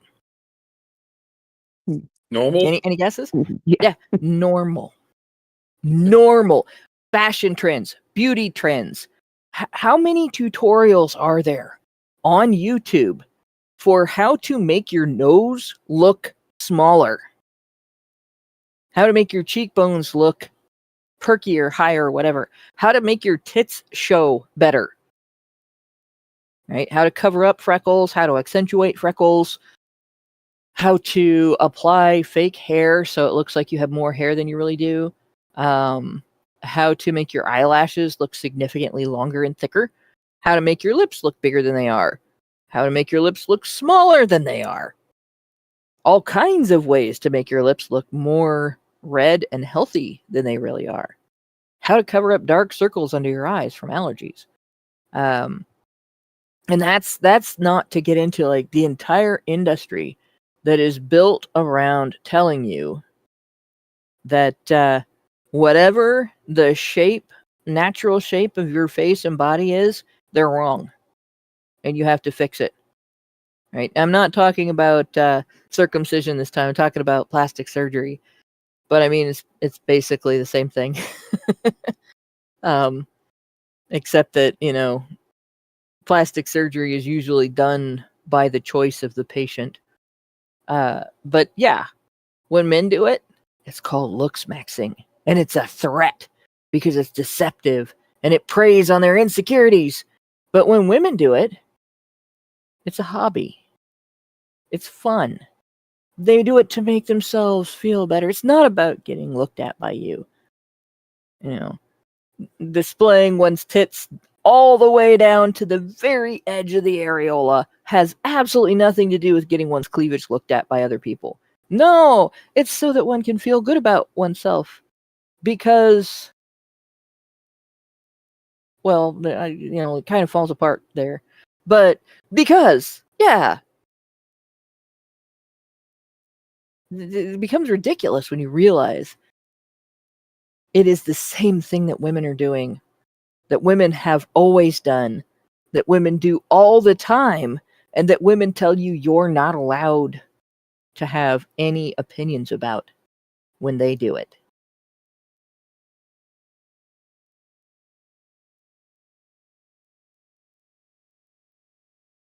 So, dang it, I did not intend to grab that. Why did it do that? Let go.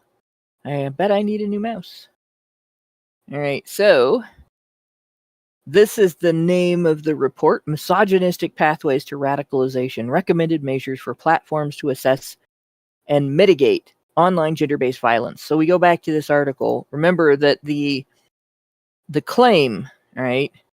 Even if relatively few users travel down rabbit holes to more extremist content, research from the Institute for Strategic Dialogue suggests the pathway is there. So that is what this was linked to indicate that there is a pathway from men's rights discussion to extremist violence. And this is the name of the research paper. Poisons the water immediately. Misogynistic pathways to radicalization. Recommended measures for platforms to assess and mitigate online gender-based violence. Online gender-based violence. Online violence. So, the last time my computer punched me, the cops didn't do jack shit because it never really happened. And I was very upset because they didn't listen to my story at all. Online violence. You can walk away from the internet. You can block people. You can mute people. You can call police if somebody makes an actual criminal threat. And there are already laws to address engaging in a course of conduct that could be reasonably expected to cause someone substantial emotional distress. For instance, what I described Michael Flood doing. If he was in the United States instead of another country, and he did that, and I wanted to take the feminist route instead of just blocking him and being done with it, I could have, especially, if he'd escalated in any way at all, I could have reported that to police and there would have been an investigation, because the Violence Against Women Act says that constitutes stalking. Based on the definition of stalking by the Violence Against Women Act, if someone follows you around from conversation to conversation online and refuses to leave those conversations as what they are, but instead changes the subject so you can't have normal conversations with other people, and then starts talking about anything to do with your real world life, that's enough to get a police investigation going. That's enough for the police to view that as stalking and harassment. And that's, if you're a man, you're supposed to also be protected by VAWA, just so you know. But if I can block somebody or mute somebody and not have to deal with it, I'm not going to get the police involved for something like that. I live in Dayton. There are murders here. Like, why would I waste their time with that shit?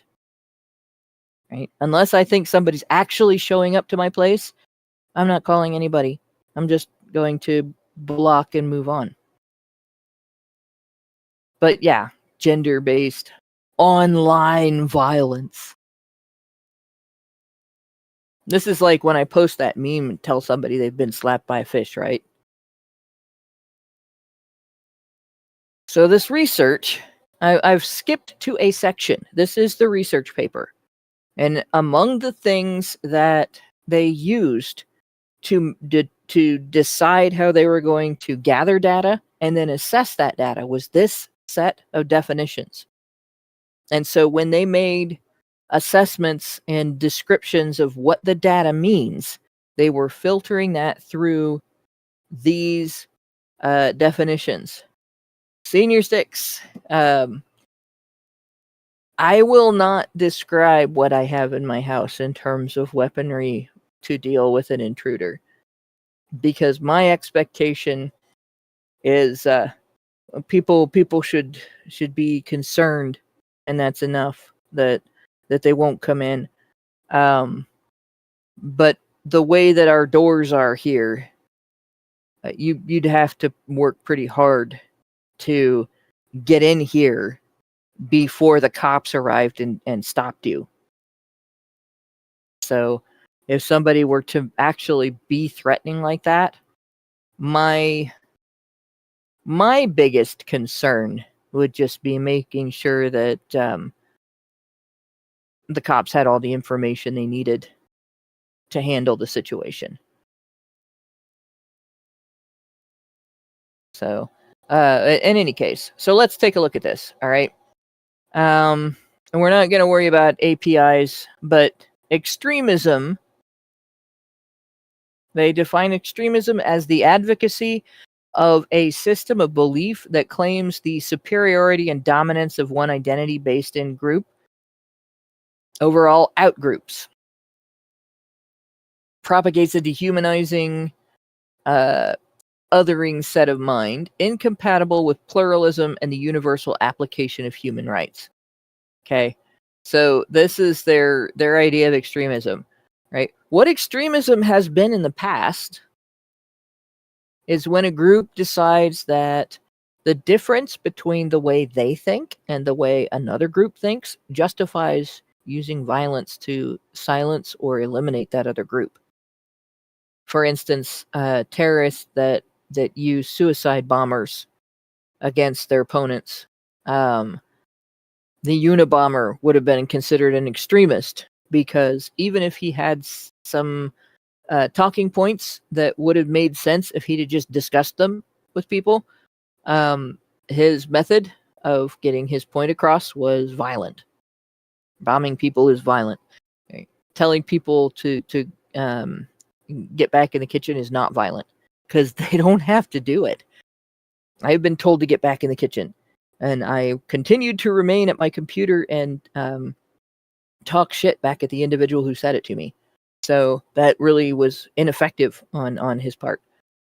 So according to their own definition, ISD's definition, it can manifest through violence and the targeting of hate towards groups on the basis of their identity, as well as more gradualist, supremacist, or social political points that undermine human rights, democratic institutions, and civic culture.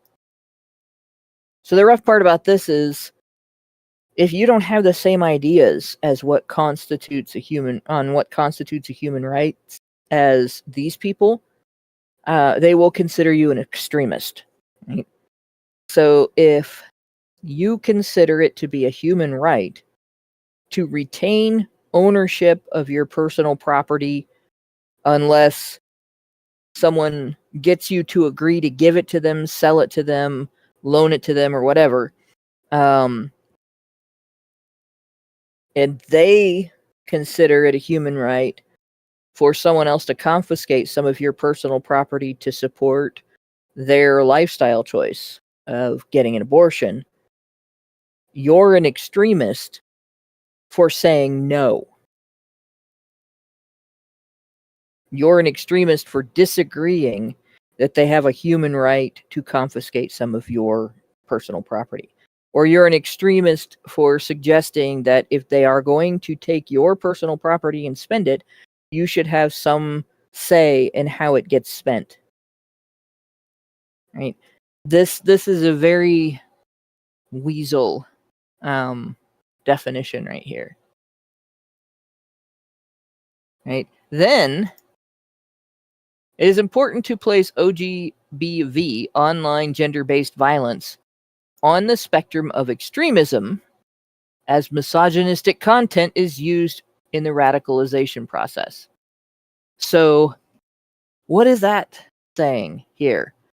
It is important to place online gender-based violence on the spectrum of extremism Remember, online gender-based violence is saying hurty words to or about women.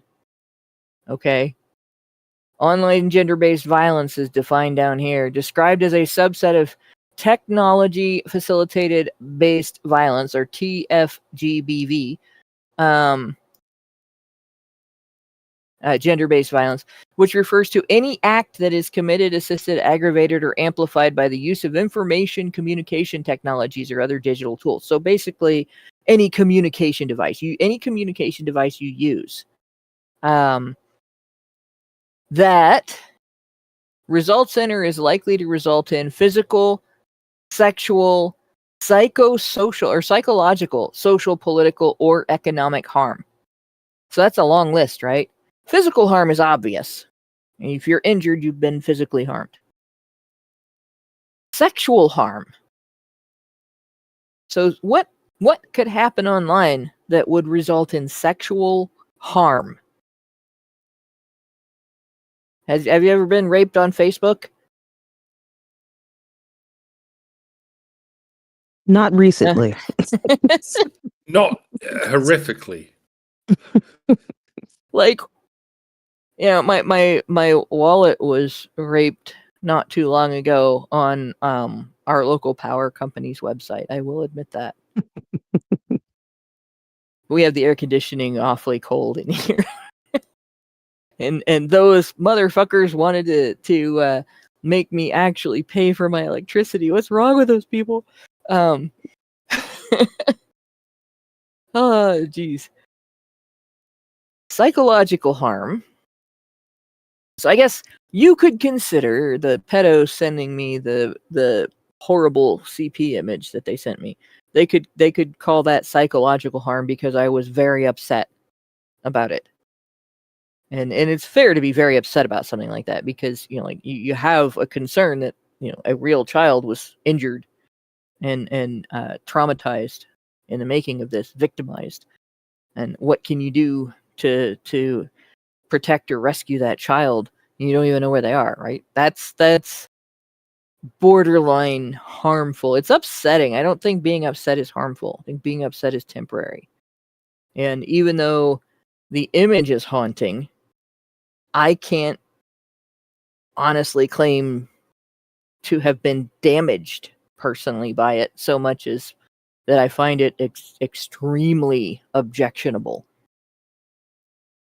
And they really sent it to the wrong person because, of course, anybody else might have just reported it to X, or Twitter, but I reported it to the FBI. So, and had the FBI been on their game, they would have done something about it.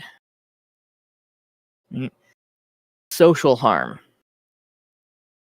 Now, I don't think that the times that people have excluded me constitute an injury. There might be consequences when it costs me money. Like if I can't go to work, or I have a product I'm trying to promote and I can't promote that product because I'm excluded from something that is open to the public on the basis of some illegitimate reason, right? And that happened to Allison. That could be considered harmful. And the people who did it were women on Twitter who used the very arguments that these people are using to claim that we are dangerous. But political harm. And what exactly, in what way is an individual citizen politically harmed? There's nothing wrong with being politically harmed, by the way, just like there's nothing wrong with being politically harmful. I have my doubts that it exists. Like, what? Well, politics is did an the social media abstract. site block you from entering the voting poll or voting booth? Well, exactly. Politics is an abstract realm. It's a necessarily abstract realm. Whereas violence is sort of necessarily not abstract. Like there's no such thing. Well, fucking within the realm of the abstract, there's such a thing as abstract violence, but that's not what we mean by Yeah. If there are to be definitions to words, then we should separate the idea of abstract violence from real world violence, and the word violence it sort of does that because it's meant to be real world violence. That's what violence is supposed to mean. Real world violence. There is no equivalent when it comes to the online world, because violence means physical. It means mechanical damage or harm or hurt or something. And there's no online equivalent of that. There's things you could say about people, and yes, people can be sued over things like that, but it's a completely different realm of legality, right? That's supposed to be the whole point. I mean, one is a criminal offense, the other is a civil offense. This is why we have these whole different groups of lawyers, some who deal with civil offenses and some who deal with criminal offenses. Physical harm, i.e. violence, is a matter of criminal courts. Verbal interactions, they can get quite heated sometimes, and they can reach points where people can get sued for quite a lot of money. But it's distinct from physical violence. It's supposed to be distinct from physical violence, and this is why we have whole different areas of law, whole different offices of law that are designed to deal with this distinction, the distinction between words and fists. But yeah, we're living under this tyranny of people who don't give a shit about the difference between words and fists. They're like, no, if you use bad words that I don't like, I'm going to treat those as though they're fists.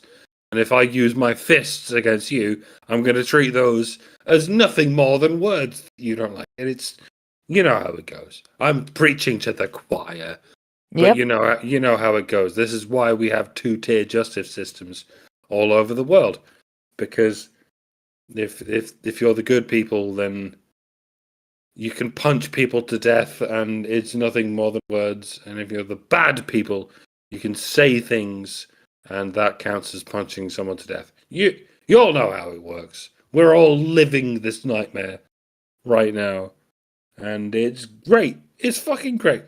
Why wouldn't it be great?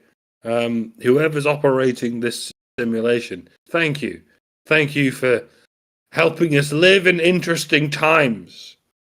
Yeah, it's quite fascinating. Can we stop?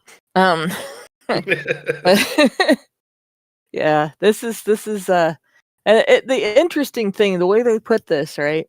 All of these things are different types of harm, but they're not always different types of harm.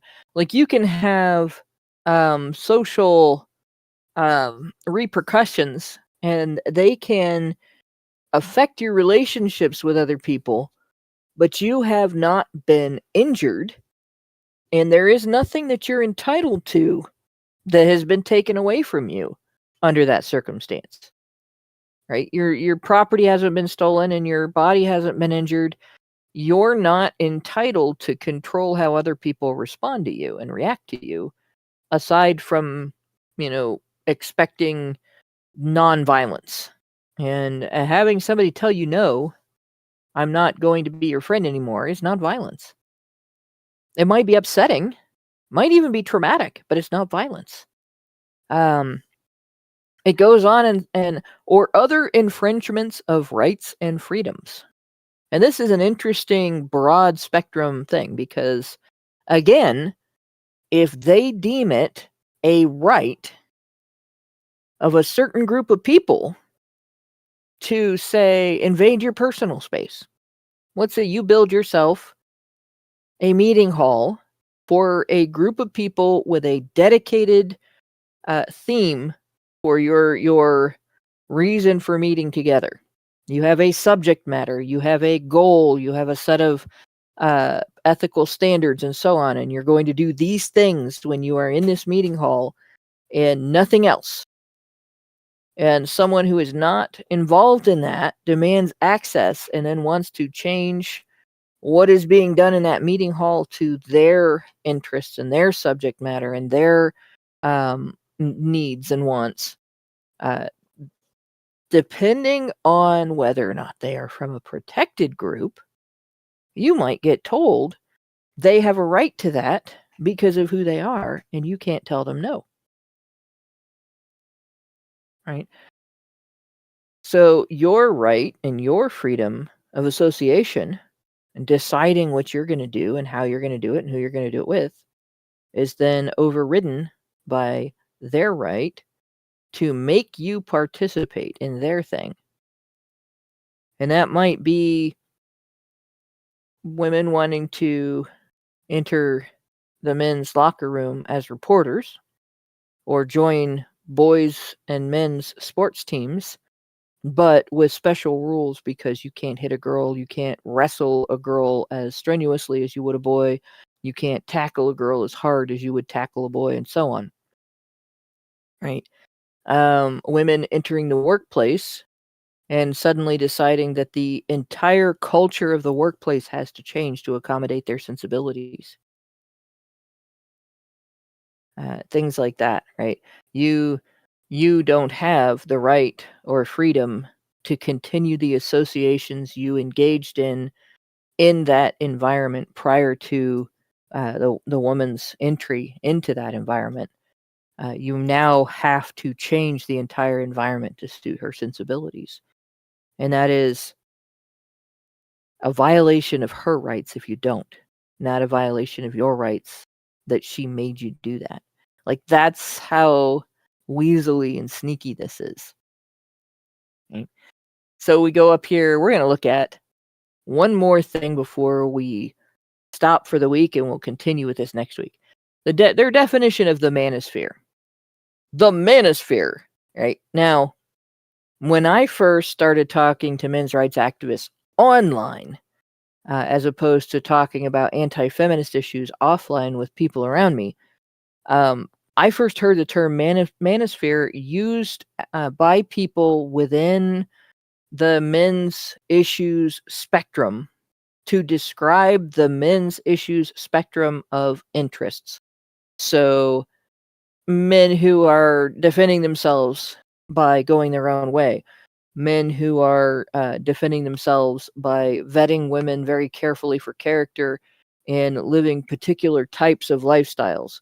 You know, I have no doubt that people tried to frame this with a marketable label, right?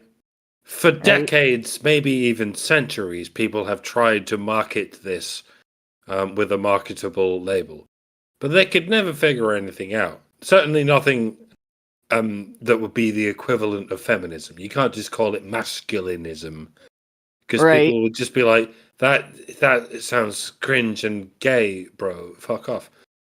So it was inevitable that it would have to be called its literal definition. The manosphere. No, men's rights. Because this has always been a discussion about the relative rights of men and women. I mean, it was kicked off as the notion of women's rights, right? Way back, not just back to the 60s, but back to the 1910s when women got the vote and all that shit. Once upon a time, there was this notion of human rights as a genderless thing before women decided it had to be gendered. But indeed, yeah, but then women got out ahead of everyone and were like, "What about women's rights?" And then men were like, "What about men's rights?" What do you mean, what about men's rights? No, men have always had the rights. Just shut the fuck up. And then women's rights plowed ahead for a century where there was no talk of men's rights whatsoever. Because why would there be? What even is men's rights? And that's still that's still something that exists in the mind of the average normie. What do you mean men's rights? Why would men need rights? Men have all the rights, and they've always had all of the rights. All men, yes, everywhere. But you can't generalize about women, except to say that women have never had the right to vote. You can't generalize about women, except to say that all women have always been victims of men all the time. Yeah. And that's, again, that's still the case to this day. It's been the case not just for the last 100 years of politicized feminism, but for the last 1,000 years of socialized feminism, namely romantic chivalry. Maybe not 1,000 years, like, I don't know, 500 years, 700 years. It might be 1,000 years. We don't know when it started. We don't even know if it's been going on for as long as ancient times. Probably not, because the Romans were pretty based and the Greeks were pretty based. No, we're pretty sure it's been going on since medieval times, because that's when chivalry became a thing. It may or may not be a coincidence that it grew alongside Abrahamic religions. That doesn't matter. Maybe it matters, but for the most part, we should focus on the properties of all the elements of this development. Romantic chivalry has failed. It's been given at least 500 years to do what it could do, and it has failed. Well, it's failed if its goal was to create some sort of a balance between men and women. It succeeded Indeed. if its goal was to damage the relationship between men and women. Well, no one ever sets out to do evil. Yeah. Everyone sets out to do good. Accidentally do evil, I guess. Yup. Well, at least everyone thinks they're setting out to do good. But a lot of times, people along the way come up with means of controlling other people instead of means of supporting and fostering cooperation among groups of people. That pretty much goes down an evil path almost every time. But yeah, in terms of what the term manosphere meant prior to feminists latching onto it and using it, it was basically just an umbrella term for the various ways in which different groups of men with different primary men's interests discussed men's issues and trends in men's interests. So you had, MGTOW, you had pickup artists, you had men's rights activists, you had, red pill, tradcons. All of these groups were kind of involved. Incels came along later as a defined group that was discussing men's experiences with women and primarily with being mistreated by women in certain ways. So, yeah, you had a whole spectrum there. And feminists latched onto the term. This organization defines it as an umbrella term that refers to several interconnected misogynistic communities online. All right. So they, again, poison the water. They are not talking about what the actual issues discussed by men's groups are, what their concerns are, what their interests are, what they really want, how they really talk about it, and any concerns that they might be expressing, and requests that they might have for society, any rights issues that they might be bringing up, and any needs or areas of disadvantage that they might be discussing. Nope, it's all misogynistic. It encompasses multiple types and severities of misogyny, with varying expressions of violence, from broader male supremacist discourse to pickup artists, men's rights activists, men going their own way, and involuntary celibates, incels. So the groups of the manosphere are listed here, right? So what is this broader male supremacist discourse they're talking about? Because that's some other thing that isn't part of the manosphere. But if it exists at all. And so when we look at this and they say, this research suggests that the pathway to extremist content is there. It's based on defining all content that promotes giving men a seat at the human rights table in any way, shape, or form as misogynistic and extremist. Like, it's circular reasoning. Men's rights is misogynistic because it's misogynistic to discuss men's rights. Well, that clears that up, doesn't it?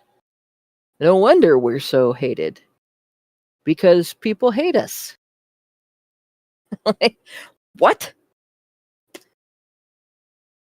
And we'll look a little bit more at this research, but I just wanted to point out, this is what we're up against, right?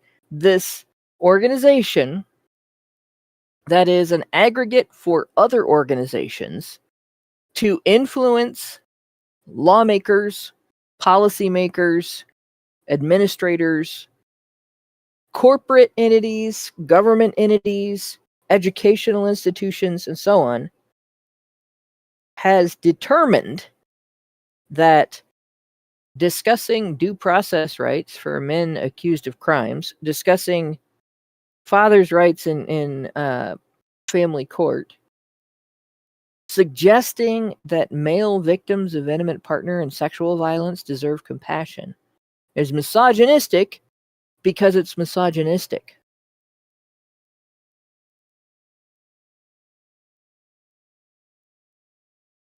And of course, law and policy should reflect that.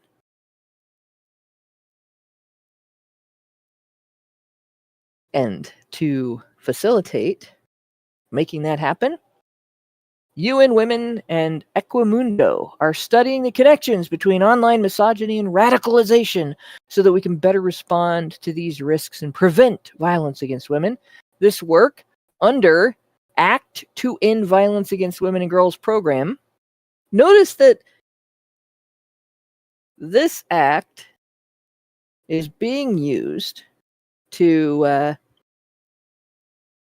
provide cover for attempting to silence discussion of actual human rights issues affecting men and boys, right? Under the umbrella of violence against women. It is violence against women if you want your son to have the same chance at learning the material in his classroom that your daughter has in hers. And this is why it's very important to recognize the difference between what you think is going on the internet and what is in fact happening on the international scale, on the global scale. Like, while you think you're defeating woke on Twitter, yeah, the UN and the WEF are sinking their Nosferatu claws further into the governments of countries all over the world, and you're like, look how they're putting the woke away, look, defeating woke, mate. Please try and understand that the terminally online world you live in is the pushback, and I'm glad it exists. Like, because a world without it would be a horrible world, and that world is approaching. But, like, there's a bunch of shit happening outside of the scope of the online world. And it's reflected in the broadcast world. This is what the normies are experiencing, while they don't bother with the excesses of the online world. They're watching the television, they're reading the newspapers, and if they ever do go on the internet, they don't get as far as Google and Facebook. And whatever AIs those things are offering them, if they can even be bothered with that shit. No, it's getting worse faster than it gets better, and I neglected to think of a conclusion for this black pill. I think I had one in my head, but I didn't. Things I are mean, going to that get worse. Things are going to get worse faster than they get better, and it's because people are like 99% more misandrous than they are misogynist. While everyone's out here pretending that everyone's more misogynist than they are misandrist. And yeah, I know we're all out here worrying about the immigrant bullshit, but the immigrant bullshit's going to get worse as long as we're sort of unmenning the men and womening the women. I think I said something about this recently, but no, that's what's happening. That's what's happening. Nations are going to get worse and worse and worse. They're just going to melt into each other because women are in charge. Women don't care about boundaries. Women care about the rules of the in-tribe. And they just want everything to be the in-tribe. While men are out here going, what the fuck even is a tribe, bitch? We're out here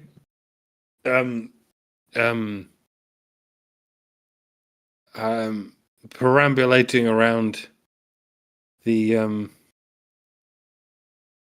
parameters, going like, what's even the point in having borders to anything if all you're doing is creating laws that don't involve boundaries?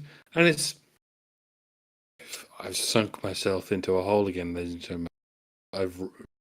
I mean, what you're describing is essentially men doing the work of building and running society, keeping society actually, if not safe, at least structured in a way that people can keep themselves safe, right? And women going, no, you can't do that. We have to erase all of the boundaries and lines that are used to facilitate that. And then we're going to complain that it's your fault when we suffer consequences, right? And it is an issue. Women do have massive boundary issues. What's theirs is theirs, and what's yours is theirs, right? And if they need something and your rights are in the way, then they have a right to override your rights. But if you need something and their wants are in the way, they have a right to override your needs. Because their interests matter more, and that has been an issue for quite some time. So yeah, the black pill in this isn't it's not small, right? The biggest threat in terms of being able to recognize the importance of fathers, being able to recognize that boys have an equal right to access to education and an environment in an education system that facilitates their learning instead of hindering it. That if someone's accused of a crime, the outcome should be evidence-based, not emotion-based. That if someone's been a victim of a crime, they have an equal right to resources for recovery, regardless of whether they are male or female.